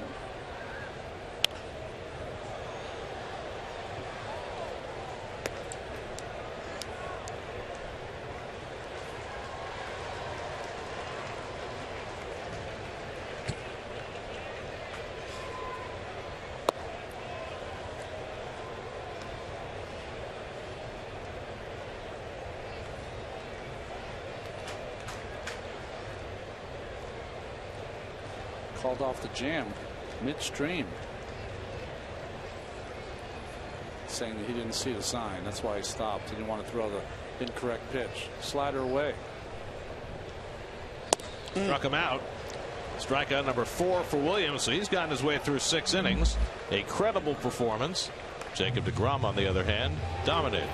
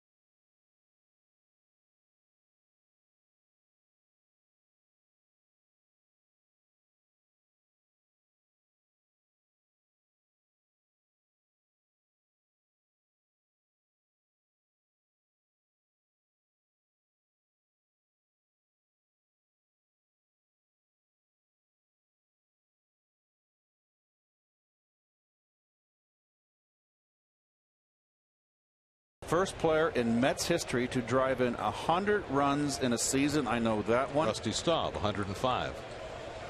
Wow. That's just. Well, folks, don't, you know, come up with something better. Ryan Howard takes ball 1 from DeGrom as we start the 7th. Just laughed at that question. You went behind your back on that one, Garrett. Well, Guy Rogers for the layup. I mean, that was one of those things early in Mets history. I mean, their first 13 years, nobody drove in 100 runs, and it was becoming a big deal. And then when Rusty finally drove in 100, it was a thing. Wasn't quite like the no-hitter thing or the third baseman thing, but it was definitely a thing. Luis Garcia up in the Phillies bullpen. 2-2 to Howard, who's grounded out and struck out 0 for 2.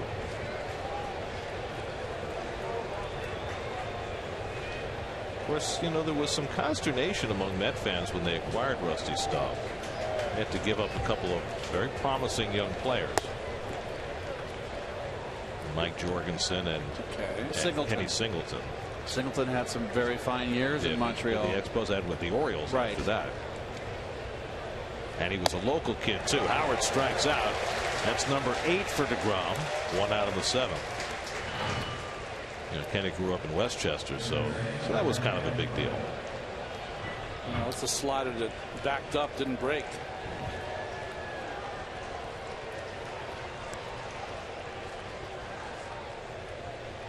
One out and nobody on. Here's Maikel Franco, who struck out and grounded out 1 for 2. 0 for 2. 0 for 6 in the series now for Franco. DeGrom looking very sharp.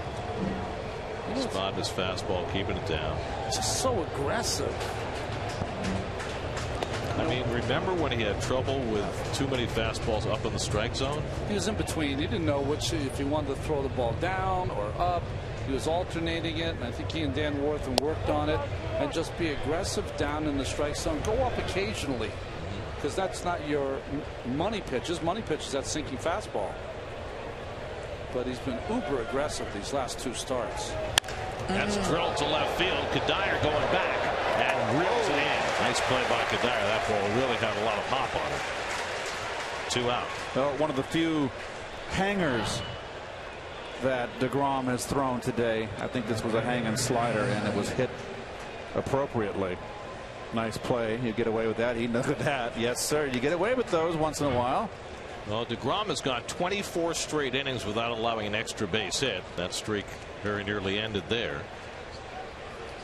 But now 2 out and nobody on for Grady Sizemore. He's hitless in this series, but Mikel Franco can play a little bit. Sizemore has one of the 4 hits against DeGrom. A single to right field his last time up. That snapped an 0 for 13 skid for Sizemore, who is just a shell of his former self.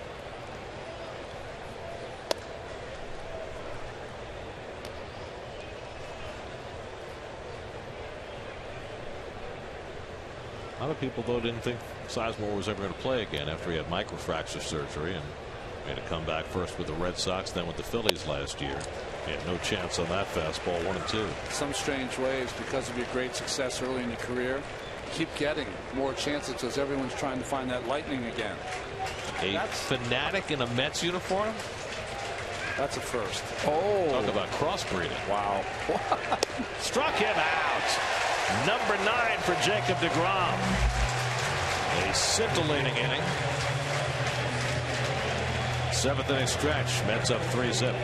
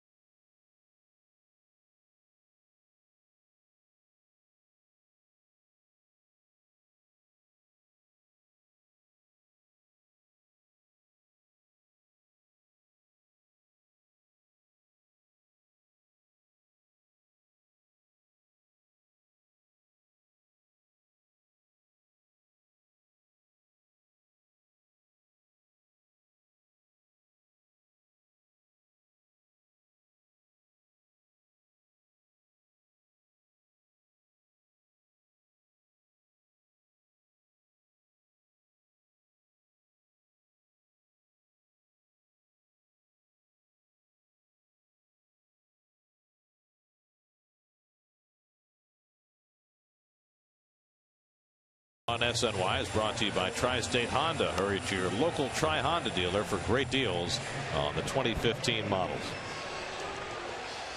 People's United Bank presenting tonight's starting pitchers. Jacob DeGrom, tremendous again tonight. Jerome Williams held his own, had the one bad inning in the 3rd, and that's got him in a 3-0 hole. Williams done for the night, and Luis Garcia will pitch the bottom of the 7th. Well, we saw Garcia pitch in Philadelphia. He has outstanding stuff. You can see his strikeouts, innings pitched. His control issues, though, are just a problem for Garcia, like many of the relievers for the Philadelphia Phillies. It's been a good night for Kevin Plawecki. 2 for 2. He's hit the ball up the middle twice. And he takes a fastball for a strike. Well, Jacob DeGrom is on deck. DeGrom has thrown 98 pitches, 7 shy of his season high. But it looks like he'll get a chance to go out there for the 8th.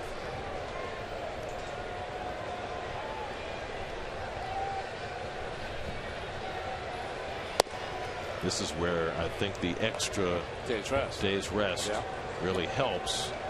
They're not going to start the 6-man rotation till the road trip, but with the off day coming up on Thursday, everybody in the rotation will get an extra day. I think you can get them up to 110, 115.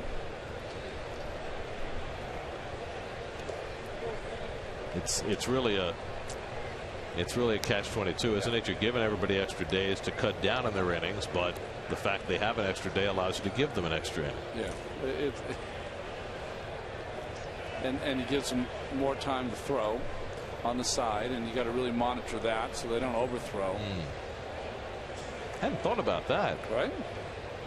And Plawecki strikes out for the first out because, Terry has talked about, especially when a guy is going to have 2 extra days, which is going to happen with the 6-man rotation, that they're going to have to maybe throw some batting practice in the middle or have an extra side session. Does that add up as well? It adds up as well. But the difficult part, Gary, is pitchers can only do one thing, and that is throw in between starts. Throw the baseball. You can't work on your fielding. You don't really work on your hitting. You can do a little bit of that in the cage.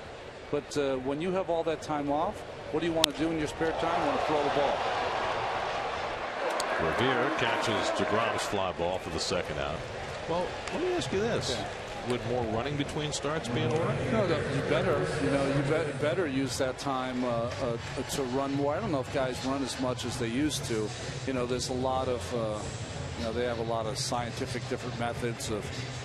I saw Noah Syndergaard after he was starting in Chicago doing line to lines. I haven't seen a pitcher do line to lines 10 years. John Neese has always been a runner between starts. Foul pole to foul pole. Foul pole from the warning track. Yeah, well, that's a lot. That's serious. That was fun to watch.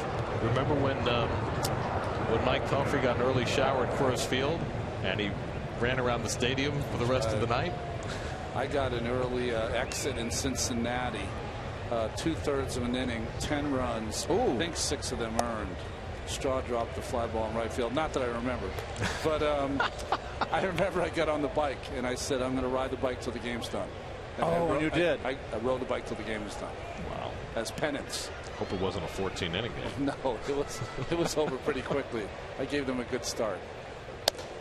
3-0 to Granderson, has already drawn a walk tonight, his 25th of the year. Now it's Torres up in the Mets bullpen. But it looks like DeGrom will start the 8th inning. Luis Garcia has retired the first 2, but he's behind Granderson 3-0. And Curtis takes a rip. Loves that 3-0 swing.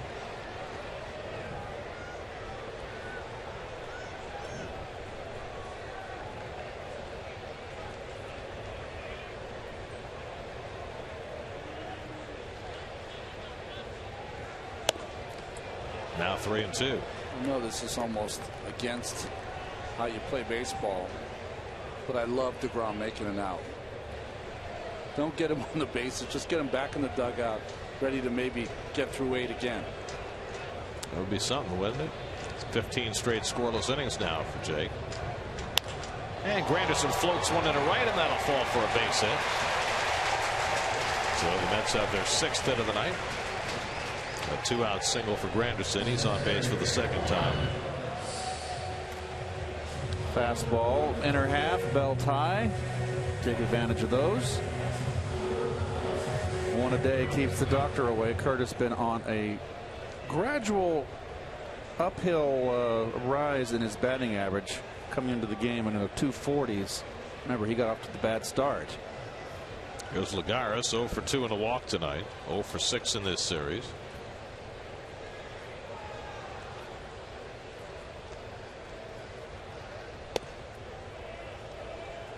Guy takes forever to deliver the ball to the plate. I'm sure Tom Goodwin, the first base coach, relaying that to Granderson. Great time in the game here in the 7th inning to try to steal a run, a 2-out run. Granderson with 3 steals and 4 tries this year. A ball and a strike to Lagares. The reason I say that, the worst thing that can happen is you get thrown out and Lagares leads off the 8th.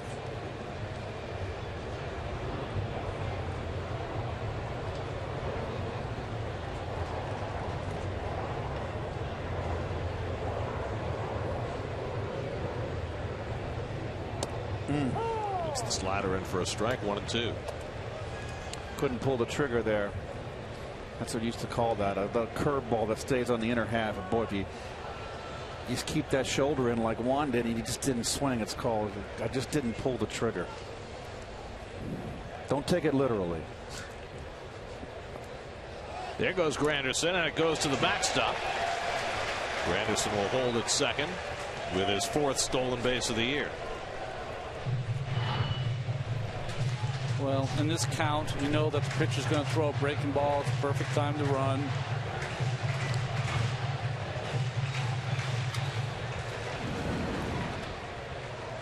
Now you have your chance to steal a 2-out run.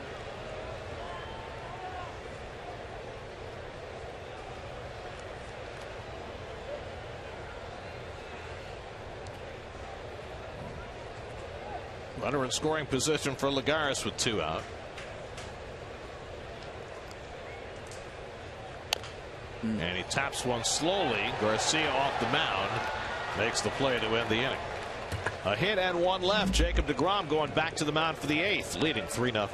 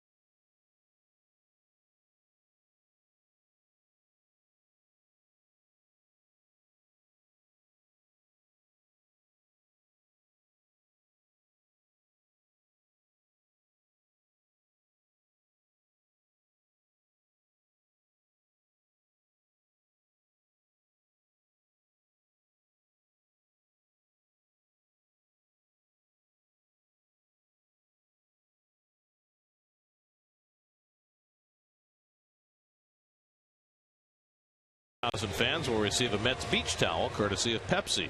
For tickets, visit Mets.com/beach towel.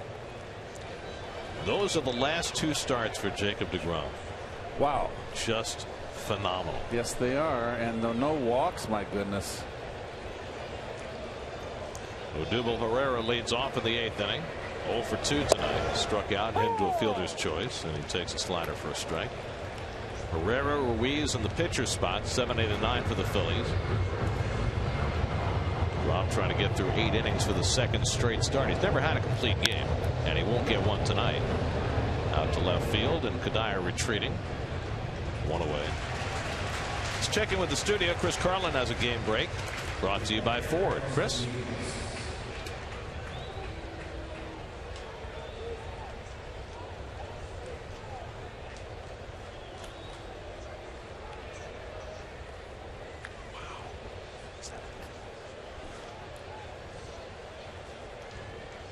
Good. Fascinating series, right, with the old Las Vegas teammates and opponents. Bryce Harper and Chris Bryant getting together in that series. Harper, the younger of the 2 by 10 months.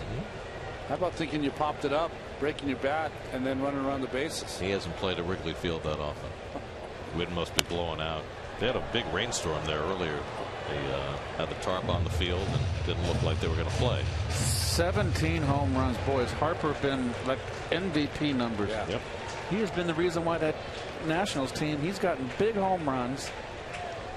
It's the reason for the turnaround. Line past DeGrom and into center field, and Carlos Ruiz has the Phillies' 5th hit of the night. We'll see whether that's all for DeGrom or if he gets to continue on. 0-2 hit there given up by DeGrom. Maybe one of his few mistakes tonight. Robles joins Alex Torres in the bullpen. Looks like DeGrom gets to stick around a little longer. Cesar Hernandez is going to be the pinch hitter. Hernandez pinch hit last night for the Phillies and struck out. That was against Hansel Robles. Well, the one thing we see today is not a whole lot of a lot of teams have a strong bench. A lot of El Stinko benches.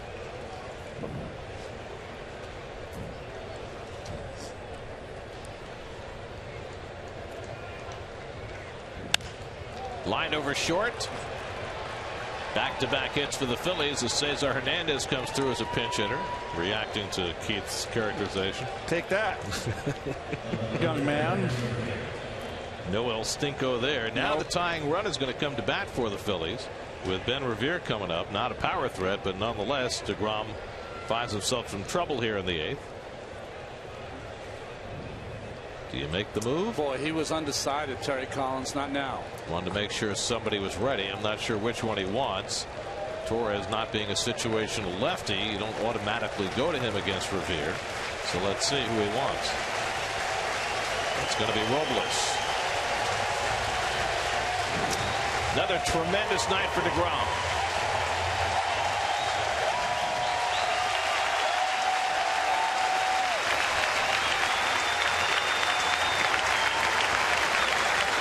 Call to the bullpen brought to you by Verizon.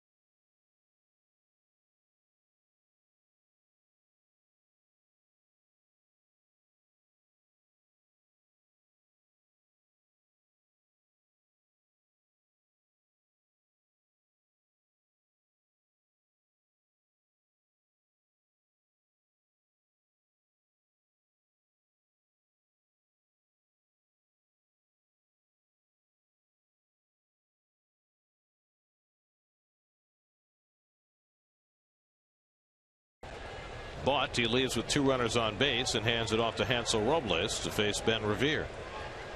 Robles got 2 outs yesterday and now in to face Revere, who is over 1 for 3 tonight. First pitch yesterday went to the backstop. Not today. A little slider. Herited runners stranded 5 of 6. You like to see that number. This is the first time the Phillies have had a runner in scoring position all night. That's how dominant DeGrom was. And Revere smacks one toward the gap in right center field, and that's an extra base hit going to the wall. Ruiz scores. Hernandez heading home. Trying for third, Revere. He has a 2-run triple. It's now a 3-2 game, and the tying run is in scoring position with 1 out. Revere's 4th triple of the year. That leads the league. And just like that, this game turns enormously. Well, when you got a reliever coming in with men on base, I was always you want to get that first pitch fastball. If they got to come in wanting to throw a strike, particularly a young reliever with the game on the line. So there's no doubt about this. These guys can fly. So DeGrom's night, but has a big crimp put in it. Now the infield comes in. Freddie Galvis fouls back the first pitch fastball. Squeeze play not out of the realm of possibility here, with Galvis at the plate and Rivera at third. Also that little safety squeeze we've seen used against the Mets before, where you bunt it up the first base line and the runner on third reads it. See Campbell paying a little attention to Rivera. That's smack toward the middle, a base hit, and the game is tied.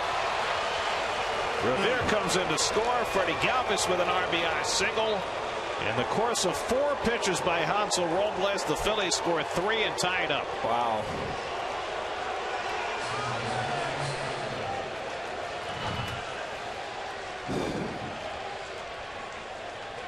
Well, good hitting right there. So DeGrom's fine effort is ruined. Now the Phillies have the go-ahead run on base. Robles will leave. Alex Torres will come in to face Utley and Howard. 3-3 in the 8th. We'll be right back.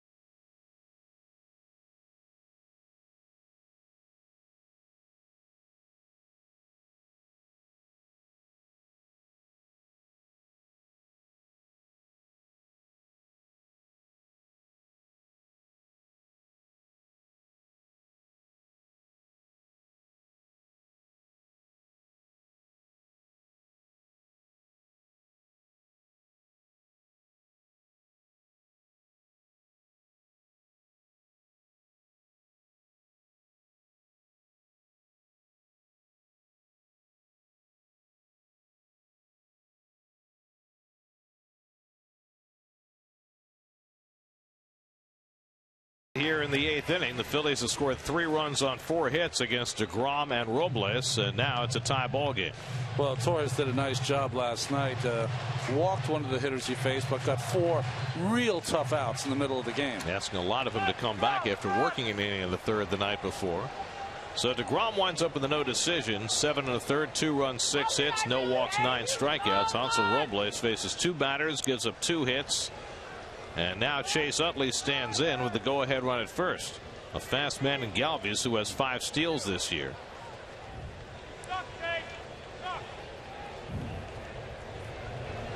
Utley is 1 for 3 tonight, and Torres checks in on Galvis.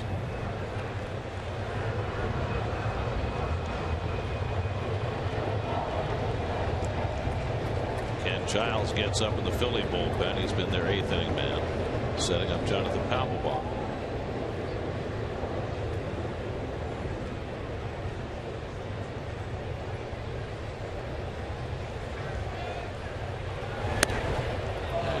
Sails his first one very high. That was a good job by Plawecki to get up and catch that fastball. Ryan Howard looming on deck. Has gone from a celebration for DeGrom to a nail biter in record time.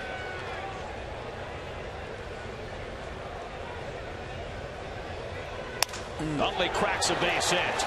Galvis racing around second. He'll easily go to third. And now the Phillies have the go-ahead run at third base with 1 out. 5 hits in the inning. That bullpen has faced 3 batters, giving up 3 hits. 1-0 count. Little fastball. Tried to throw a cutter, it looked like, Ron, a little bit. Didn't do much. Utley keeps that shoulder in.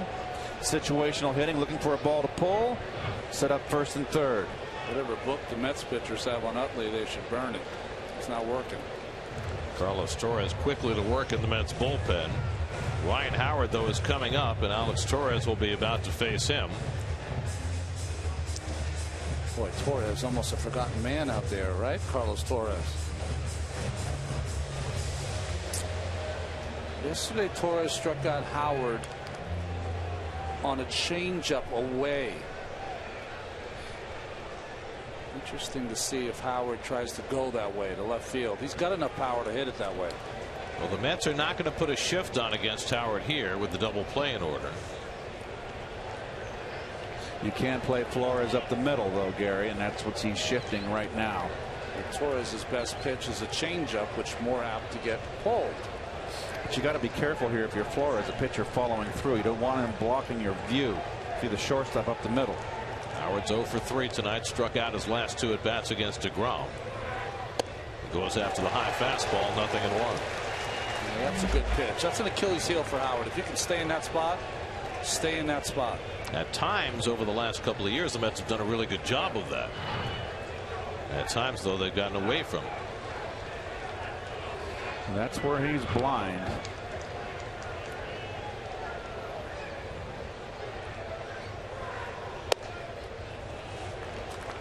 Ball and strike to Howard. The right-hand batting Maikel Franco is on deck. Carlos Torres getting ready for him. Phillies were stymied for 7 innings by DeGrom. They're 5 for 6 in this inning. And now it's 1-2 to Howard. Now you have to read the bat there if you're the pitcher. That fastball was by him. You cannot come back with a changeup or a slider for a strike. You can throw him for a ball, but see how that ball's by him? So you don't want to speed up his bat with a slider or a changeup in the strike zone. You can bounce it, which is tough for the guy on third, but you cannot throw one in the strike zone.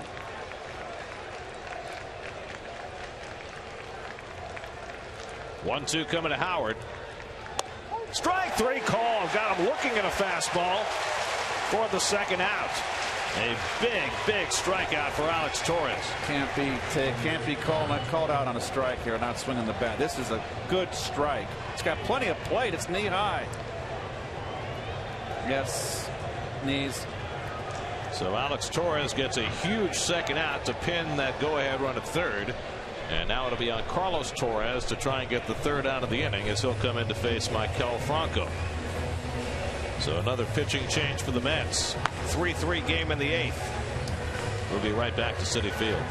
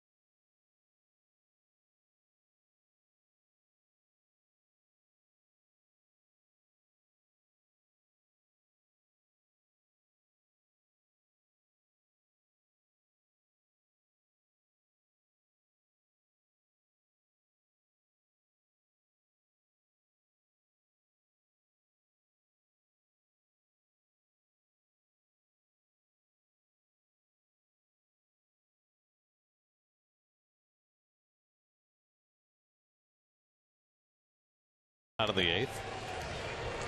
Well, inherited runners stranded 9 of 9. They need that today, the Mets.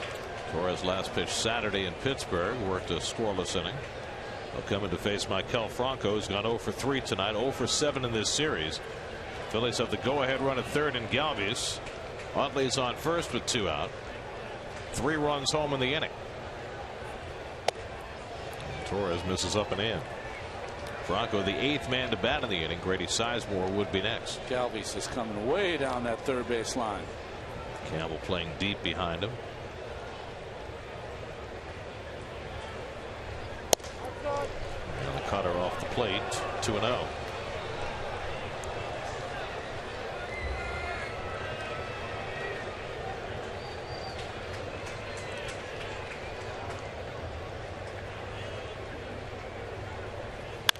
Toward the hole, base hit, and the Phillies take the lead. Galvis in to score the go-ahead run. Mikel Franco with his first hit in the series puts Philadelphia in front 4-3. What an inning for the Phillies here.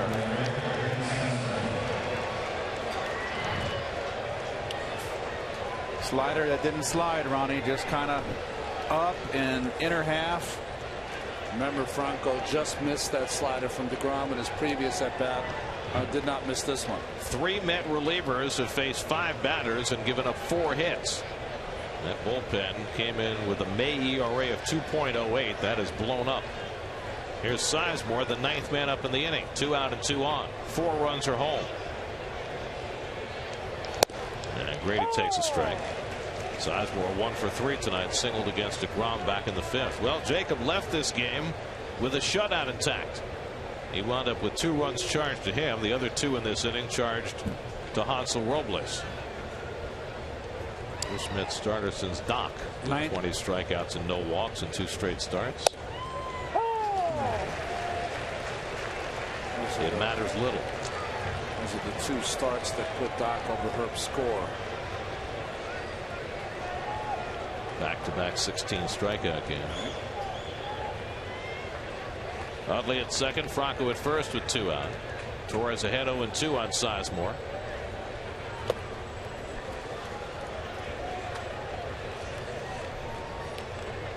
Ninth batter in the inning for the Phils. Odubel Herrera led off the inning with a routine fly ball to left, and it's all fallen apart since then. Ruiz got it started with a hit. The pinch hitter Cesar Hernandez, not Stinko. Then Rivera 2-run triple. Galvis singled home the tying run. And Utley singled, and Franco singled in the go-ahead run. 4 runs and 6 hits in the inning for the Phillies, who had not even had a runner in scoring position through the first 7.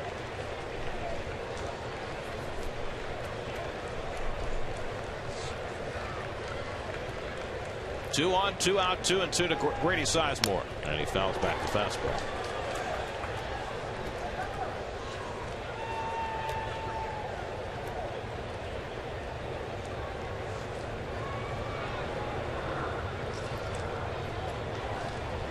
Sandberg's team, despite its record, got some fight in it.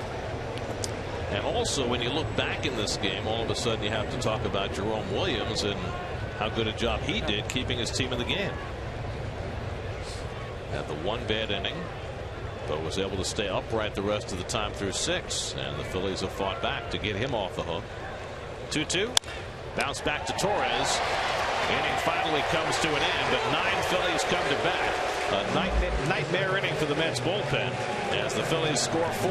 Mets down a run going to the bottom of the 8th.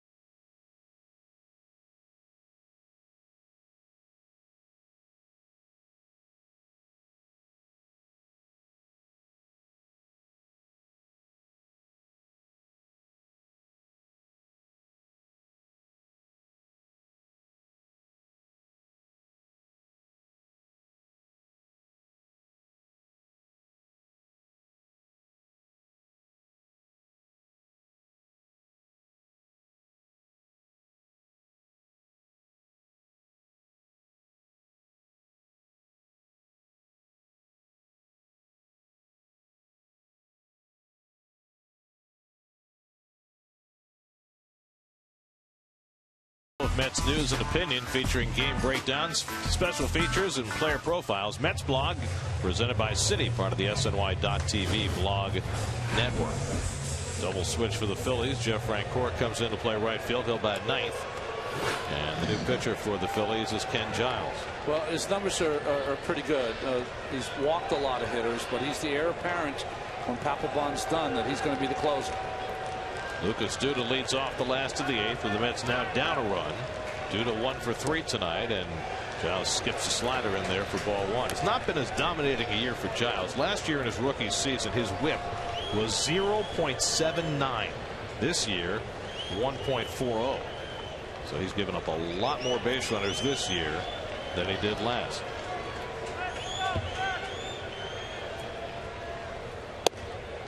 And he's behind on Duda 2-0 with Murphy and Cuddyer to follow. There's your Verizon Mets box score. Mets got all 3 runs in the 3rd inning. Michael Cuddyer drove in a pair of them. He has a 2-hit game. So does Kevin Plawecki. That's with 3 runs and 6 hits tonight. Giles behind 2-0, and he sails a fastball high, and it's 3-0 to Duda. Jerry's Familia hoping the Mets can at least tie it before we get to the ninth.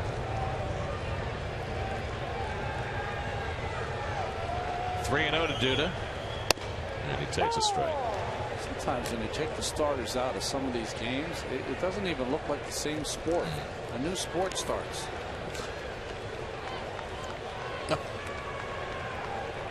Giles, 24 years old, in his 2nd major league season. And Duda swings at a high fastball, 3-2. Big home run cut there. Uppercut, balls up.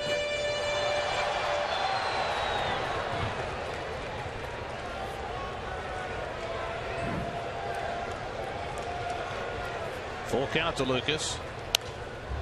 Fouls off the fastball. Just missed that one. Giles' first 2 pitches when he came in didn't have the mustard on it, but I tell you what, he's cut loose the last 3. He's got some giddy up on it.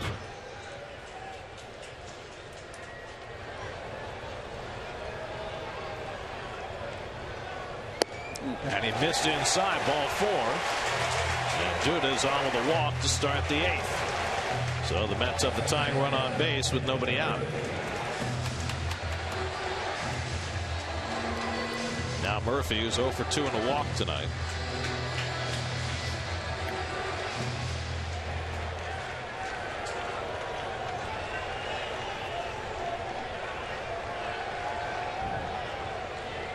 Howard holds against Duda. And Murphy cracks one down the line. Fair ball going to the corner. Duda on his way to 3rd. Francoeur has trouble digging it out. Duda's going to be held, though, at 3rd base. Murphy pulls it with a double. And the Mets have the tying and go-ahead runs in scoring position with nobody out. First ball, fastball hitting. Got a power pitcher out there. Murph red hot. Big clutch double right there. Anybody else but Duda is going to score on that double, and couple wisely. You don't want to run yourself out of an inning. And by the way, anybody else but Francoeur in right field, he would have scored. What a play.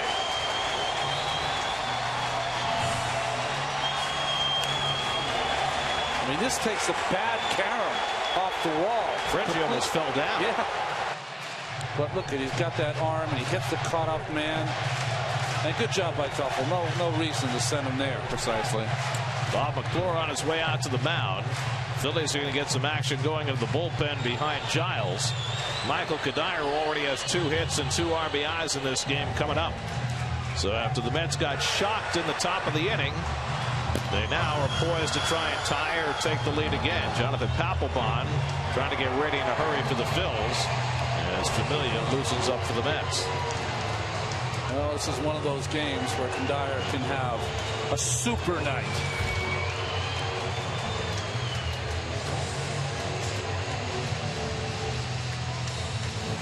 See if he attacks first pitch. So do you look in or do you look away? Can't look in off this guy. It's going to be a fastball or slider away. My feeling is a base hit puts you ahead. You're going up the middle. Phillies are playing their infield halfway. Tying run at third. Go ahead run at second. Cuddyer has had base hits to left field his last 2 at bats. He goes after the high slider and misses. 0-1. Boy, he got a hanger right there and swung under it. Big rip. See, that ball was on a tee earlier. And it was again. Duda at third, Murphy at second, nobody out. And Cuddyer just got a piece of that slider, and now he's in a 2-strike hole. So the one thing Giles needs is a strikeout. The one must to avoid for Cuddyer. That was a good slider there. First one he's thrown. Wilmer Flores on deck. He's hit the ball hard all night to no avail. Giles trying to buckle down after a walk and a double. And Cuddyer takes another slider that hung up and in. 1-2. So 3 straight breaking balls from Giles to the right-hand batter.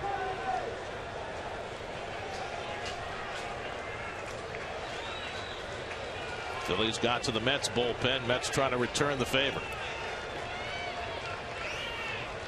1-2. Fouled back yet another slider.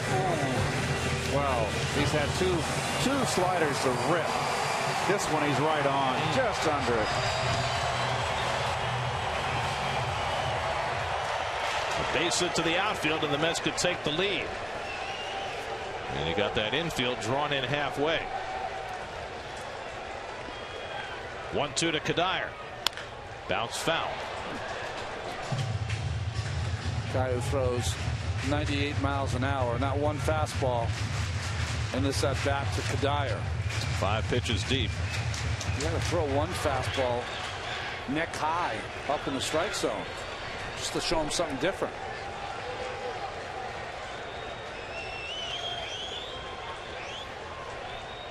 Oh, another one. 6 pitches, 6 sliders. Got a guy that throws 97 miles an hour, and he wants to throw little hanging slide balls and flat.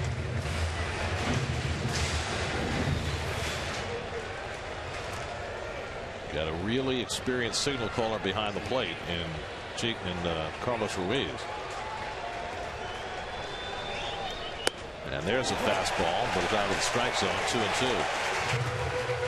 2-2. Ruiz has got to calm down his young reliever. Giles is all about emotion out there, getting the ball and throwing it as hard as he can. That's where the veteran backstop helps. Veteran hitter at the plate trying to establish his season. He's 3 for 5 in this series, including a long home run yesterday. 8th pitch of the at bat coming. Way up high, 3-2. Boy, oh boy, is he overthrowing Ronnie.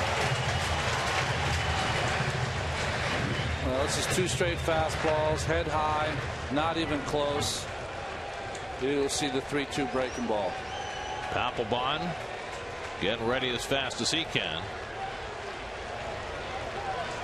Would they ask him to try to get 6 outs? Yeah, it's a tough road, especially in this spot.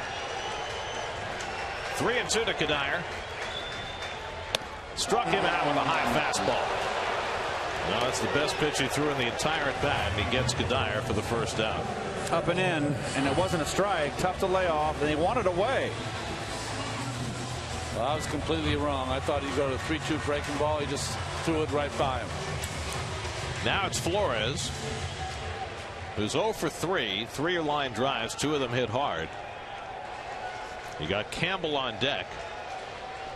Well, now it's actually Daryl Siciliani on deck to bat for Campbell. So Giles, after giving up a walk and a double, has to sweat hard to strike out Cuddyer. Now Flores. Mets had a 2nd and 3rd situation in Pittsburgh when you guys were there. Same deal, right, against Liriano? It was in the 2nd inning of that game when the Mets struck out 3 in a row.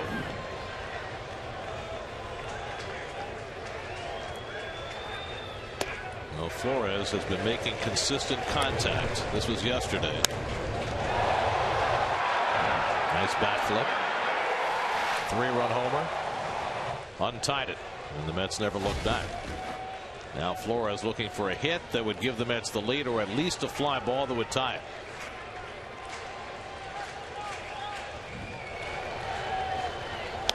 Oh, back, another hanging slider, 1-1. Good rip.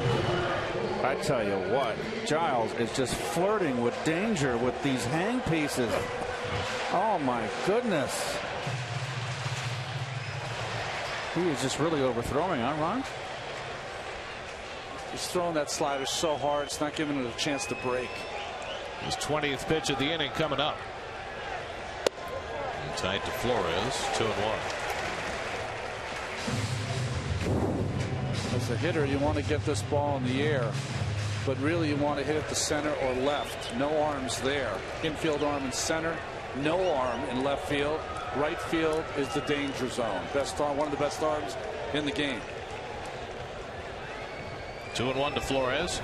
And Wilmer takes high, 3-1. Well, if he walks him, then you got Siciliani, a left-hand hitter and a fast man who would be tough to double up, coming up next. He is the only, well, not the only left-hand bat. The Mets also have the switch hitter Danny Muno on the bench. The two closers merely onlookers. Giles behind 3-1. And Flores goes after a high fastball, 3-2. So Wilmer has to stay disciplined. He's 23 years of age. He likes the ball down. It's a 3-1 count. Look into your area and not a little tiny box. Cover the whole plate. Down. Belton down. Cuddyer down on strikes. Now it's 3-2 to Flores with 1 out. Oh, fouls off the slider. That's good battling right there by Wilmer. Stayed in on that breaking ball. 2-strike hitting, you got to bear down. Oh, he's just throwing flat sliders up there.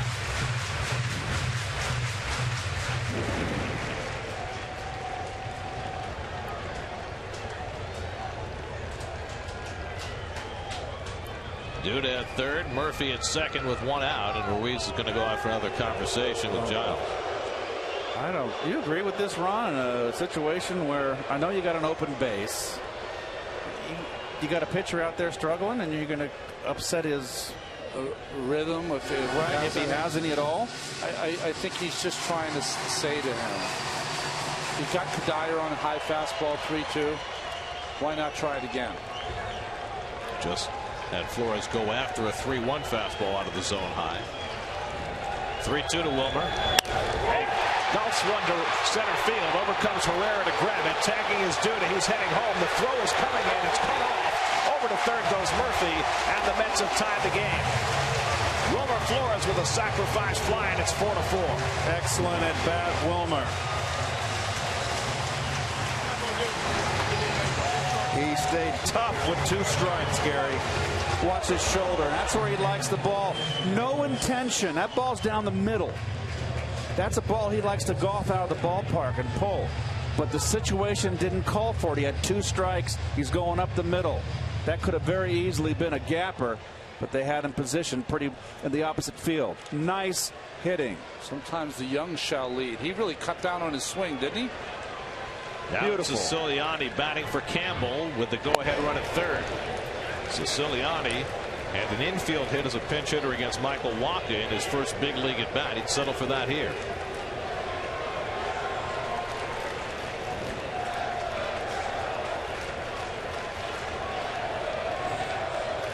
Murphy at third and 2 out. And Siciliani fouls back the fastball, 1-1.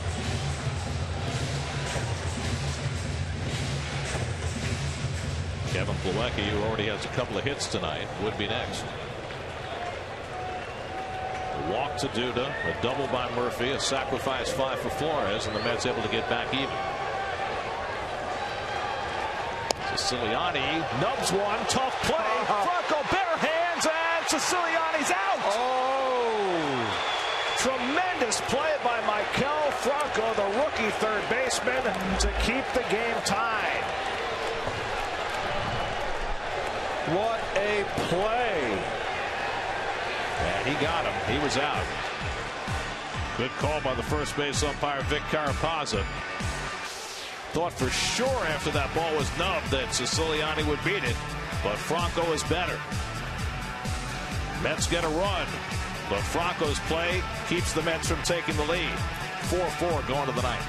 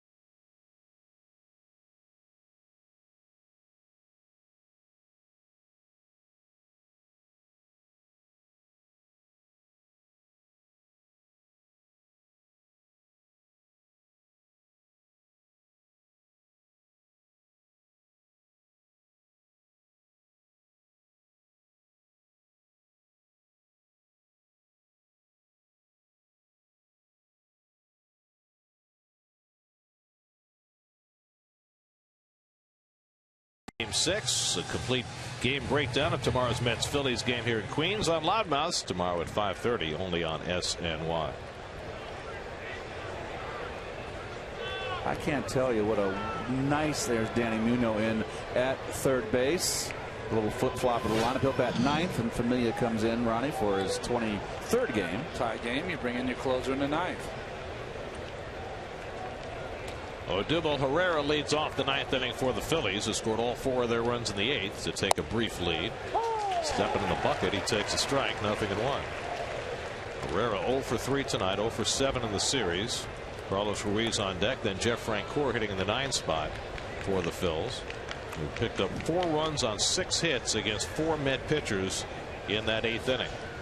I cannot emphasize enough what a wonderful at bat Flores had, his last at bat to tie the ball game. You don't see a lot of good 2-strike hitting anymore, and that was just wonderful.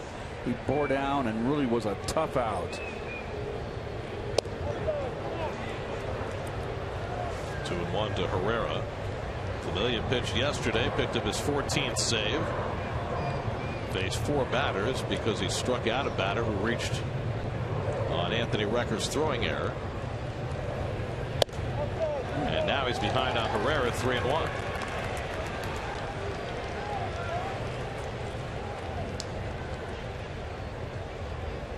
That bullpen tonight has not shown its best colors. Robles and the 2 Torreses.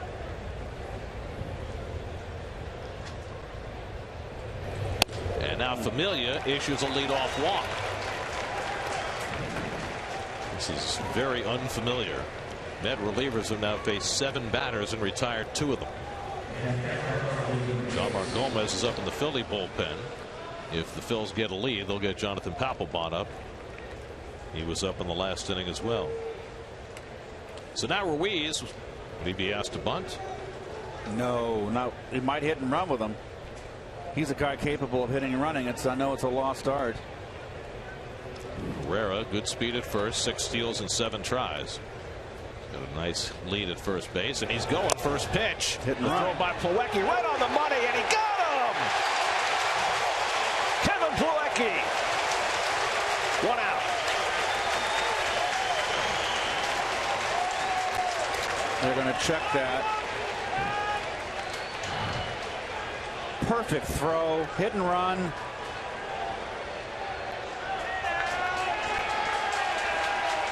He's out. And the Phillies are not going to challenge. Perfect throw.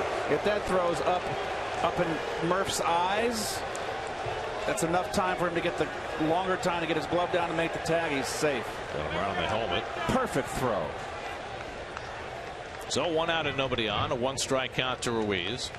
And a nasty sinker, and it's 0-2. Yeah, you can't try to hit that sinker. That sinker's too wicked. When you're a right-hand hitter, look at this. That's a little tough. Like a left-handed slider.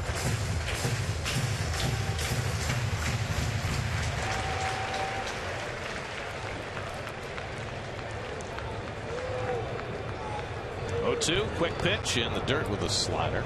You know, guys, our reports were that Plawecki did not have a lot of arm strength, but you know what he has?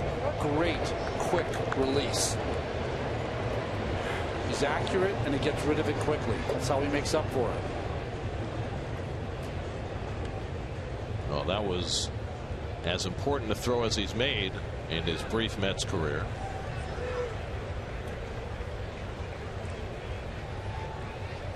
One-two from Familia. Toward the middle of the diamond. Flores won't get to it. And Ruiz has a 1-out hit.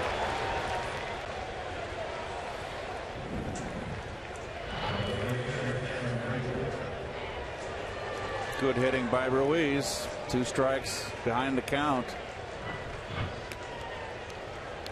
So 1 out and 1 on, and now Jeff Francoeur will come to bat. Francoeur 0 for 2 in yesterday's game. Still a dangerous hitter. 3 home runs this year. Oh, you make a mistake, you'll be rubbing up a new one.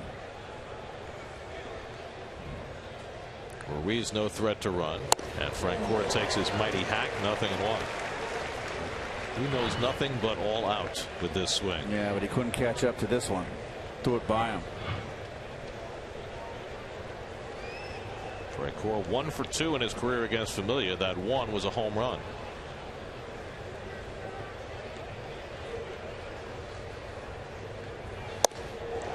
0-2.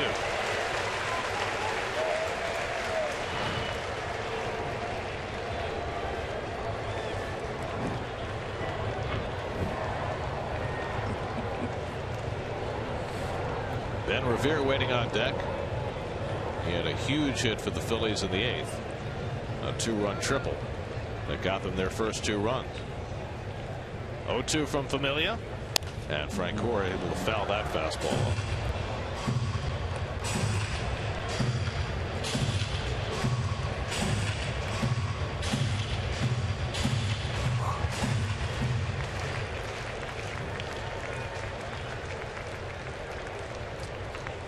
Slider call. Don't have to throw it for a strike. Pop foul. We've seen some sliders hung in this last 15 minutes. Well, Giles certainly got away with a ton of them. They don't want to tempt fate very often. Back the fastball in.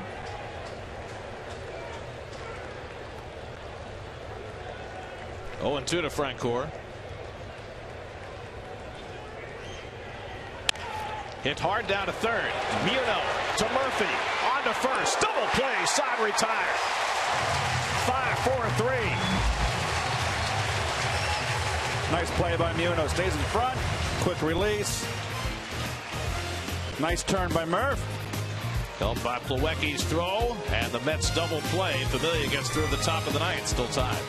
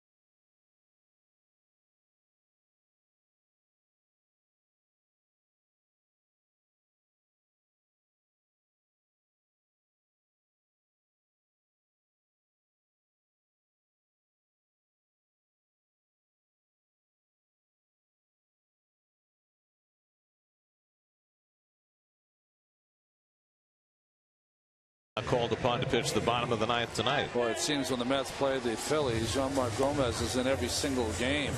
He's been one of the more reliable receivers, though. Not a strikeout guy, ground ball guy. Kevin Plawecki, Danny Muno, and Curtis Granderson, the three scheduled hitters for the Mets in the bottom of the ninth. Mets looking for their second walk-off victory of the season. Their only walk-off win came in the 14-inning win against the Cardinals last week. Well, Plawecki's already had a hand in this ninth inning. Hit and run on the first pitch. Tough pitch for Ruiz to make contact. Nice throw by Plawecki to throw the runner out. Nice double play to end the inning. Plawecki 2 for 3 today, and he takes the first pitch sinker for a strike. Plawecki had base hits his first 2 times up, both hit up the middle, and then struck out his last time up against Garcia in the 7th. Mets were up 3-0. Phillies scored 4 in the 8th. Mets tied it in the bottom of the 8th. Now the Mets trying to win it in the 9th. And that's off the corner, 1-1. Like Ron Culpa behind the plate. When he doesn't like the pitch, he'll let you know. Outside. It's nice that he tells you where it is, right? Not just what it is. Oh, the Lord used to give you the inches. Doug Harvey. Yes. Missed by an inch.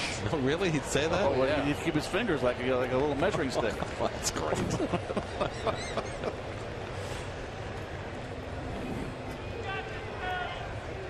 He was a very good umpire. He was the Lord. He was one of the best umpires. Called good balls and strikes. So the National League had a lot of very, very, very good umpires back then.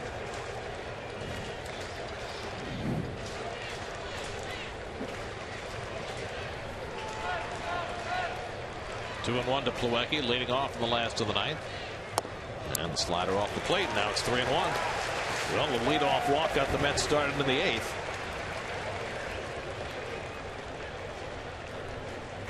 Bob McClure on the phone.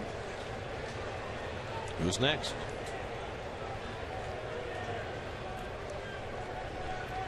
Three-1 from Gomez, and Plawecki bounces one down to third. Franco makes the accurate throw. 1 out. Coming up tonight, Geico Sports Night after the post game. Chris Garland will be talking about the Rangers and Alba. From Sweden also. Dancing Queen. Waterloo. Take a chance on me. Oh, that's 3. That's embarrassing. Elmazar Rujo is up in the Phillies bullpen. Danny Muno up for the first time in the game. Came in defensively in the last inning and started that double play. Muno 1 for 10 to start his big league career. Recently recalled when the Mets sent Johnny Manel back down to AAA. Got a start in yesterday's game.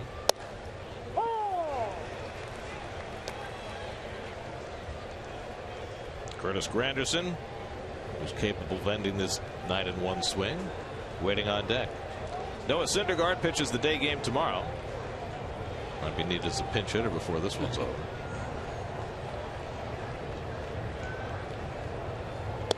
And Muno takes a strike, and it's 1-2. Jeanmar Gomez, a guy who's not likely to walk you.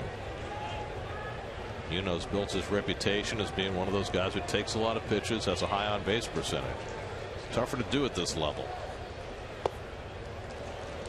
2-2.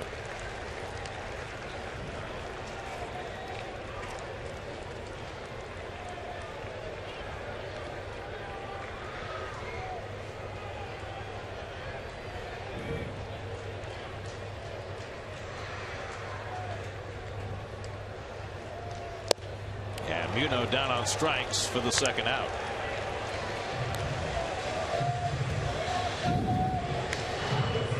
Just poured in that fastball inside, tied him up. Right down the middle. Upstairs. Uppercut. So 2 out and nobody on. Now Curtis Granderson. Curtis is 1 for 3 and a walk tonight. He's stolen a base. He's scored a run. 5 home runs on the season. Batting here with 2 out and nobody on. And if you're ever going to ask a guy to think about swinging for the fences, this would be a pretty good spot for him.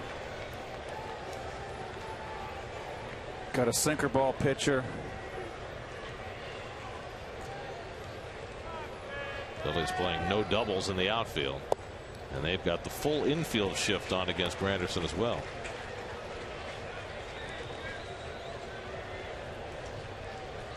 Maybe you hope he tries to come inside like he did against Muno and leaves it over the middle.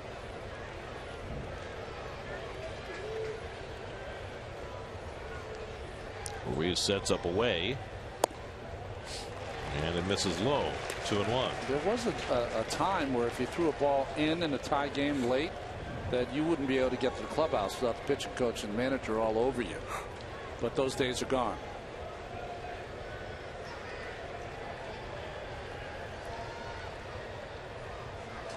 Two and one to Granderson. And he hits it in the air to right field. Playable for Francoeur. And we are going to extra innings. A 1-2-3 bottom of the ninth for Jean-Marc Gomez. 4-4 after 9.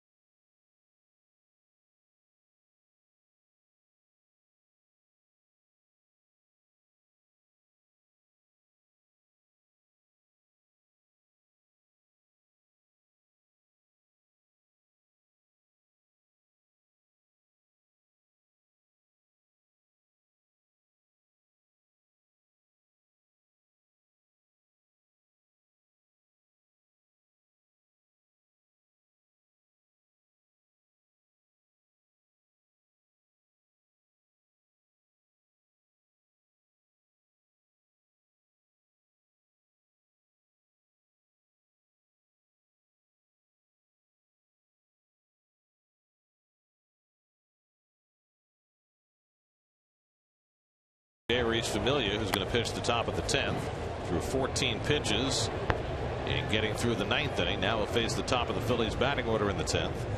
Ben Revere 2 for 4 and a 2-run triple in the Phillies 4-run 8th inning. And he takes a fastball for a strike. Mets playing just their second extra inning game of the year. They had that 14-inning game against the Cardinals last week. For the Phillies, only their third extra inning game. They're 1-1.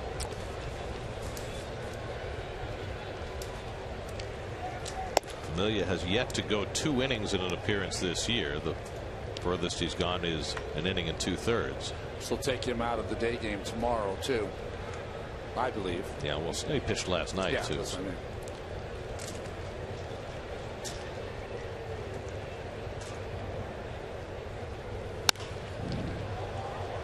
One and 2 to Revere. Revere's had a good game, hasn't he? Base hit to lead off the game, and then that big triple. The triple was the big blow. I have a bulletin for you. The Cincinnati Reds have won a ball game. Hasn't happened in almost 2 weeks. Did Brian Price make all 9 innings? I don't know. Okay. Skip Schumacher doubled in the winning run on the bottom of the 9th. They beat the Rockies 2-1 to snap a 9-game losing streak. Past the mound, Murphy to his right on the backhand. The quick toss to get Revere 1 away.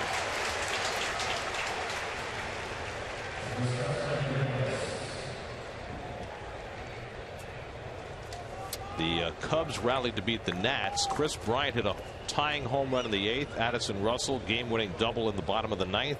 Cubs 3, Nats 2. You know, he's being overshadowed, but Mr. Russell's gotten off to a quick start too. At a new position. Best number 9 hitter in baseball. Well, you got it. At least in the National League. Here's Freddie Galvis. Drove in the tying run with a base hit in the 8th. 1 for 4 on the 9th. And he takes a strike.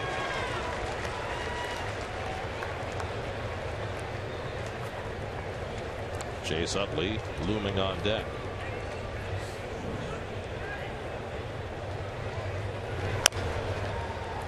That's a foul ball. That's a grub arm right there.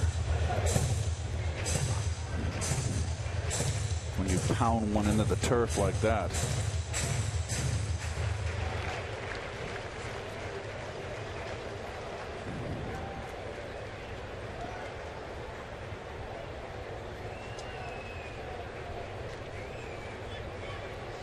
Oh, 2. Good pitch. That's a good pitch, is right. Boy, if he ever starts getting that pitch over, game over. That is a big equalizer right there to lefties. They can't just hover over that outside corner with that sinker. 98 just off the black. Slider down and in off that fastball. There it is. Struck him out. Plawecki makes the toss. 2 out. First strikeout for Familia and the 11th for Met pitching tonight. This game's easy when you have a great arm. It's easy from up here too. Right. Here's that Cubs win we just mentioned. Now Utley with 2 out and nobody on. Utley 2 for 4 tonight. And a base hit in the midst of the Phillies 4-run rally in the 8th. 4 for 7 in this series now.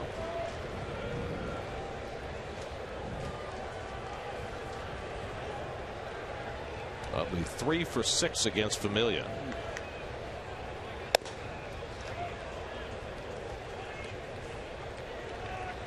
Utley just dives over that plate, doesn't he? That front shoulder, right shoulder, is almost on the inside corner.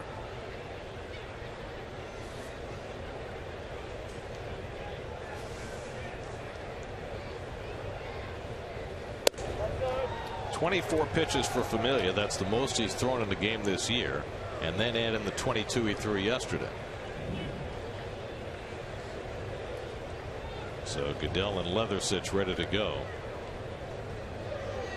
I wonder how far they go with Familia. If Utley gets on, they take him out and bring in Leathersich to face Howard.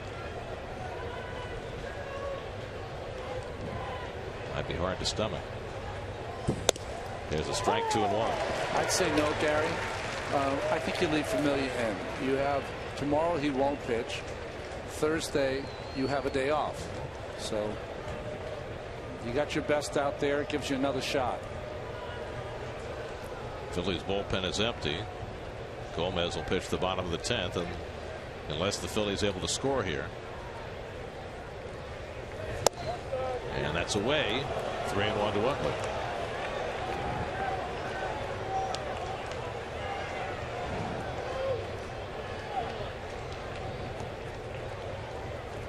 Ryan Howard would be next. 2 out and nobody on, but Familia behind Utley 3-1. And Plawecki wants a conversation. He's saying just run this sinker, make sure you get it away. Just keep it down and away. Just don't want anybody, a veteran hitter like Utley, getting anything where you can get the fat of the bat on and try to wrap it around a foul pole. What was that foul pole called, Gary? You mean the orange one in the corner? Called a foul pole. You're an instigator. 3-1 coming from Familia to Utley. And he walked him. Second walk given up by Jay Reese. And now Howard will come up with the go-ahead run on base. Now the interesting part about this is that we talked earlier about Ryan Howard. His strength is down out over the plate. That is Familia's strength. His Achilles heel is that four-seamer up in the strike zone. It'll be interesting to see what Familia decides to do. Stay with his strength or maybe come off it a little bit with a couple of four-seamers. Mets have the full shift on against Howard, with Muno playing back in shallow right field. Howard 1 for 5 in his career against Familia. Utley at first and 2 out. And the first pitch slider misses. Ball 1. Nice play by Plawecki. Kind of just threw his body at that baseball. Caught it with his right hip, or blocked it with his right hip.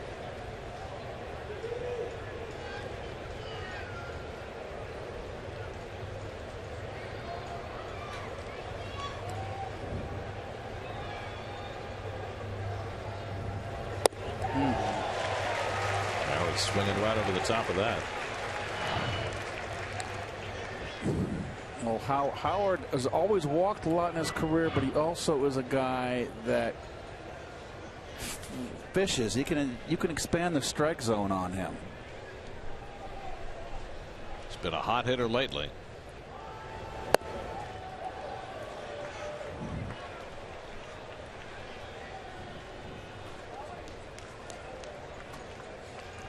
Maikel Franco would be next. Franco drove in the go-ahead run for the Phillies in the 8th before the Mets tied it in the bottom of the 8th. That's a good throw over. Utley has one of the best stolen base percentages of all time, and he will time it and try to take it if he can. Only 1 steal this year, whereas for the first month and a half of the season he barely got on base. 2-1 coming, and it's in for a strike. Broke off a slider. 2-2. 4 straight slide balls.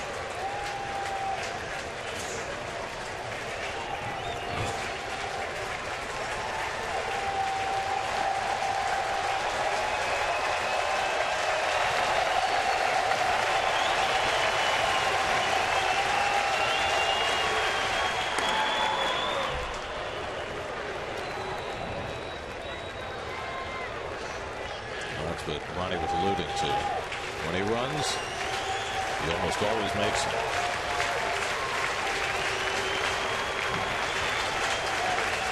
Two and 2 to Ryan Howard.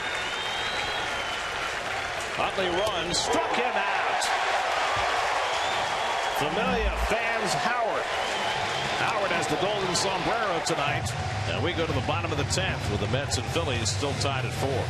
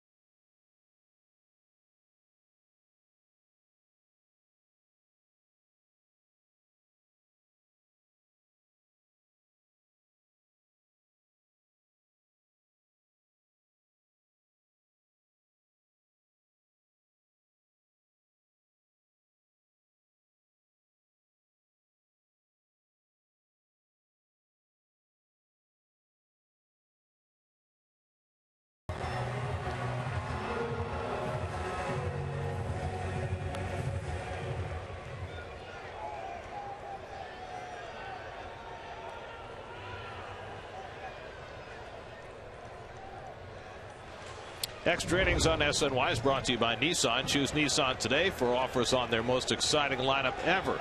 Shop ChooseNissan.com. Juan Lagares leads off the home 10th against Jean-Marc Gomez and chases a slider. 0-1. Lagares 0 for 3 and a walk tonight. Lagares, Duda, and Murphy as the Mets try and find their way to send the Phillies home again without a win. Mets have beaten the Phillies 18 of the last 23 meetings. Oop, wouldn't chase that one. Just a little bit low. So the Mets extend Familia to 2 innings for the first time this year through 32 pitches on top of 22 last night. And this is the last chance for the Mets to win with Familia in the game.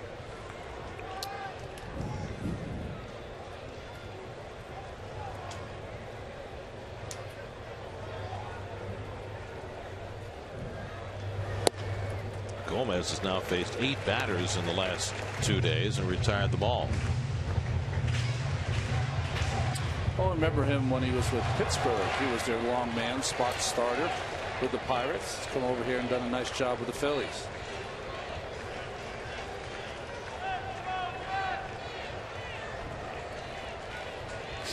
Two and 1 to Lagares. And one hit to him back up the middle for a base hit. That's how the last of the 10th begins. Winning run at first and nobody out. Nice hit in by Juan. The fastball down the middle, not trying to do too much. Your leadoff hitter here, your tie ball game, extra innings. You just get the rally started.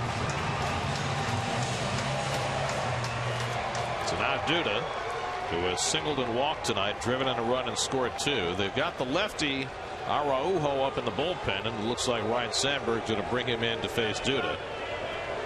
So Gomez retired the side in order in the 9th, gives up the leadoff hit in the 10th, and now will take his exit, and Araujo will come in.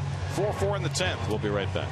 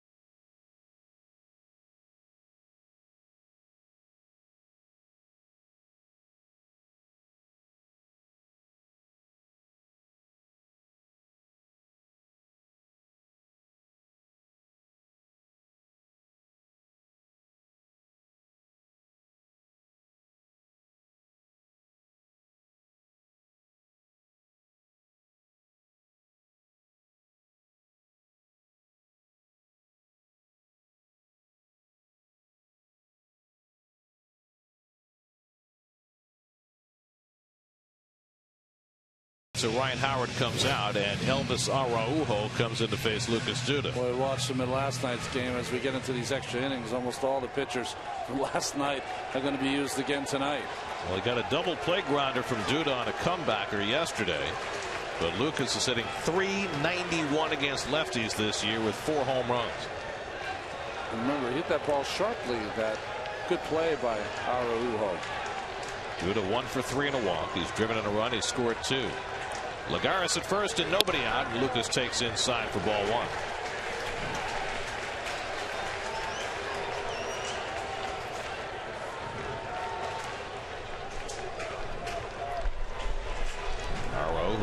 face Duda and Murphy, who's on deck. Nobody throwing in the Philly bullpen. And he falls behind Lucas 2-0. Not the full shift this time against Duda. With the lefty in the game, they've modified it somewhat. Where Galvis is standing now is right where Duda got his base hit to drive in a run in the third.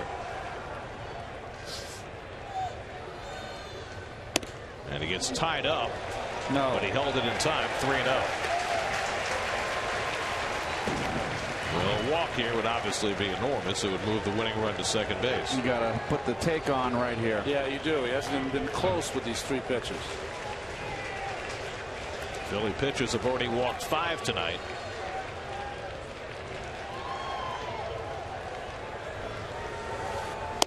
Here's a strike. 3-1.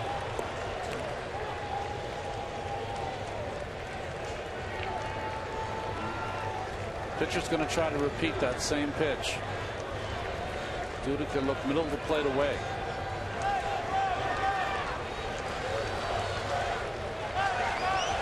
Lagares at first, nobody out. And Duda takes a strike. Oh, ball 4. The ball's down. Got the call. Thought it was low. Certainly had plates. Do you run Lagares? I don't run him. No, I leave him right where he's at. Big hole. 3-2 with nobody out. Not going, and it's inside, ball 4. And now the winning run moves into scoring position. Second time Duda's been walked tonight. And now the Mets with first and second and nobody out, and Daniel Murphy coming up. Murphy's had a rough year against lefties. He's starting to hit everybody.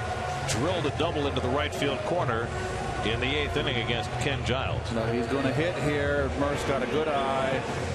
This guy is looking, could be wild as a March hare here. Last 6 games, Murphy is 10 for 20, and a lot of that against lefties. He's up over 200 against lefties this year. He had been battling down around 160 a week ago. Well, they don't feel that Murphy's going to bunt, and I agree. He's swinging. You know what's interesting? Murph tried to fake the bunt after he faked the pickoff. They are not covering, though, that hole between third and short. Wide open for the Murph. So is the hole between first and second. Now Utley backs away. Well, you know, we'd be screaming at the bench. We'd be riling at this guy, just saying you got to get him out at home. If you're afraid, get a dog. Yes. That one. Ruff's got to get back deeper at first base. Amaro really having trouble throwing strikes.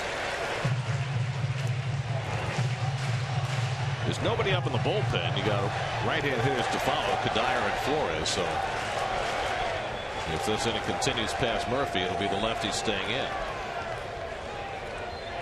1-0 coming. Breaking ball drilled, but foul. Hanging slide ball. Murph just a little quick. Murph's on everything, isn't he? Oh my goodness.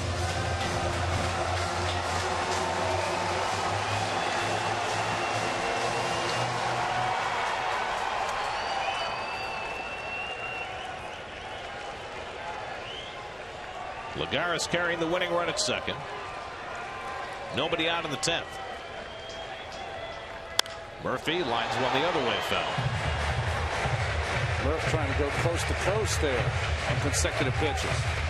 Good idea, just a little tardy. Sometimes Murph lets that ball get a little bit too deep. I know he's one of those advocates. Michael Cuddyer on deck.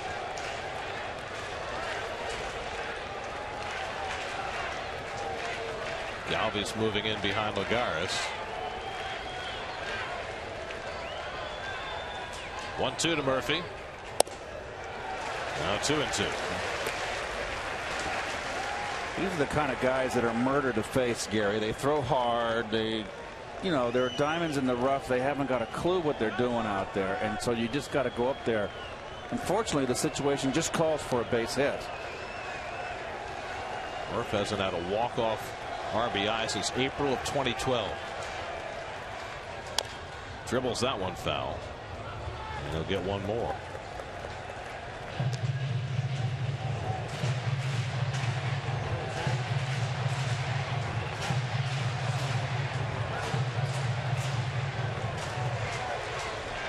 This looked like a routine game for the Mets going into the 8th inning. Jacob DeGrom working on a shutout, 3-0 lead. Now trying to pull it out in their final turn. 2-2. Oh. Coming in fastball, he's able to foul off. Murph stand. It's a tough pitch right here. Look where Ruiz is set up. Outside corner, and this guy throws it up and in. It's just you just gotta go up there, see the ball, and hit it very compact up the middle, because there's no thinking along with the pitch here, right? Yes. 7th pitch of the at bat coming from Araujo to Murphy. Ground ball. Utley with the flip. Galvis the turn. 4-6-3 double play. Now 2 out and Lagares on third. Huge double play generated by the Phillies. Generated by how do you pronounce his name here again? Araujo. Elvis. He got what he needed, the double play. Pitcher's best friend right here. So another chance for Michael Cuddyer, who had a golden one in the 8th inning. 2nd and 3rd and nobody out. Unable to handle some hanging sliders from Ken Giles, and he wound up striking out on the 9th pitch. That's what tied the game in that 8th. Now Cuddyer with a chance to win it with a 2-out hit.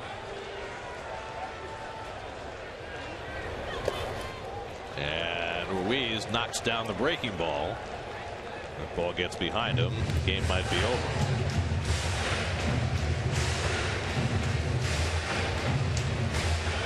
Goodell getting ready to pitch the 11th if there is one.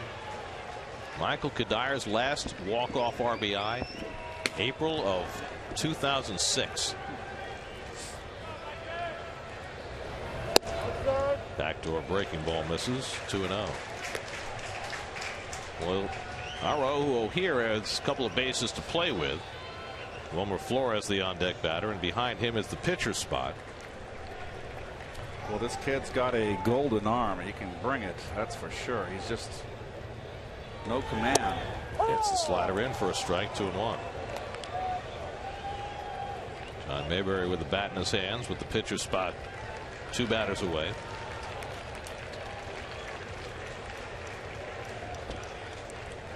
Lagares at 3rd and 2 out. 4-4 bottom of the 10th.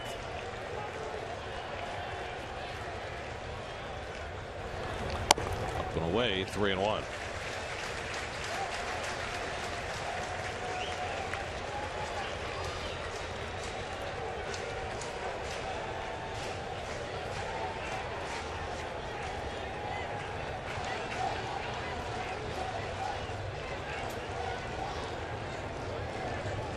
Coming to Cuddyer, and he walked him. Wow, just like he wanted no part of it. 2nd walk in 3 batters for Araujo. Now 1st and 3rd with 2 out, and Flores coming up. Wilmer delivered the tying RBI with a sacrifice fly in the 8th. There's nobody warming up in the Phillies bullpen, but Ryan Sandberg is going to go out and talk to his pitcher, and presumably to the rest of his infield as well. Well, I think not only is he talking to the infield, but he's also letting the pitcher know. And Chase Utley always has a lot to say during these meetings, by the way, is that you have a guy coming off the bench cold in Mayberry after Flores. Flores is taking some nice at-bats all evening long. So work him careful. But wouldn't you be really loath to load the bases with a pitcher who has been so inconsistent with his strike zone? I would. Yes. I would, absolutely. He's got to go after Flores, and you got to hope he makes his pitches. Now, Flores hit the ball hard all night. He's had outstanding at-bats. He's hit 2 line drives, too, Gary. 3 line drives. One's a sacrifice fly. Nothing to show for it. That sac fly in the 8th tied up the game. Now a chance to win it in the bottom of the 10th.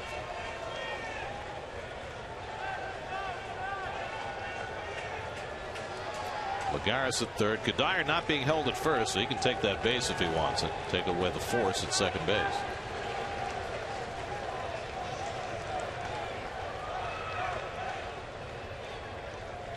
There goes Cuddyer, and Ruiz barely able to flag that down. Defensive indifference moving Cuddyer to second. See, I disagree with giving him that base, Gary. I disagree wholeheartedly. You've got a right-hand hitter up. You play behind him or you hold the runner on. You never know. A ball might be in the hole. You need a force out. Lagares the winning run at third. And Flores lines one over short. Base hit, and the Mets win the ball game. Lagares comes in to score. Wilmer Flores with a walk-off hit, and the Mets beat the Phillies 5-4 in 10.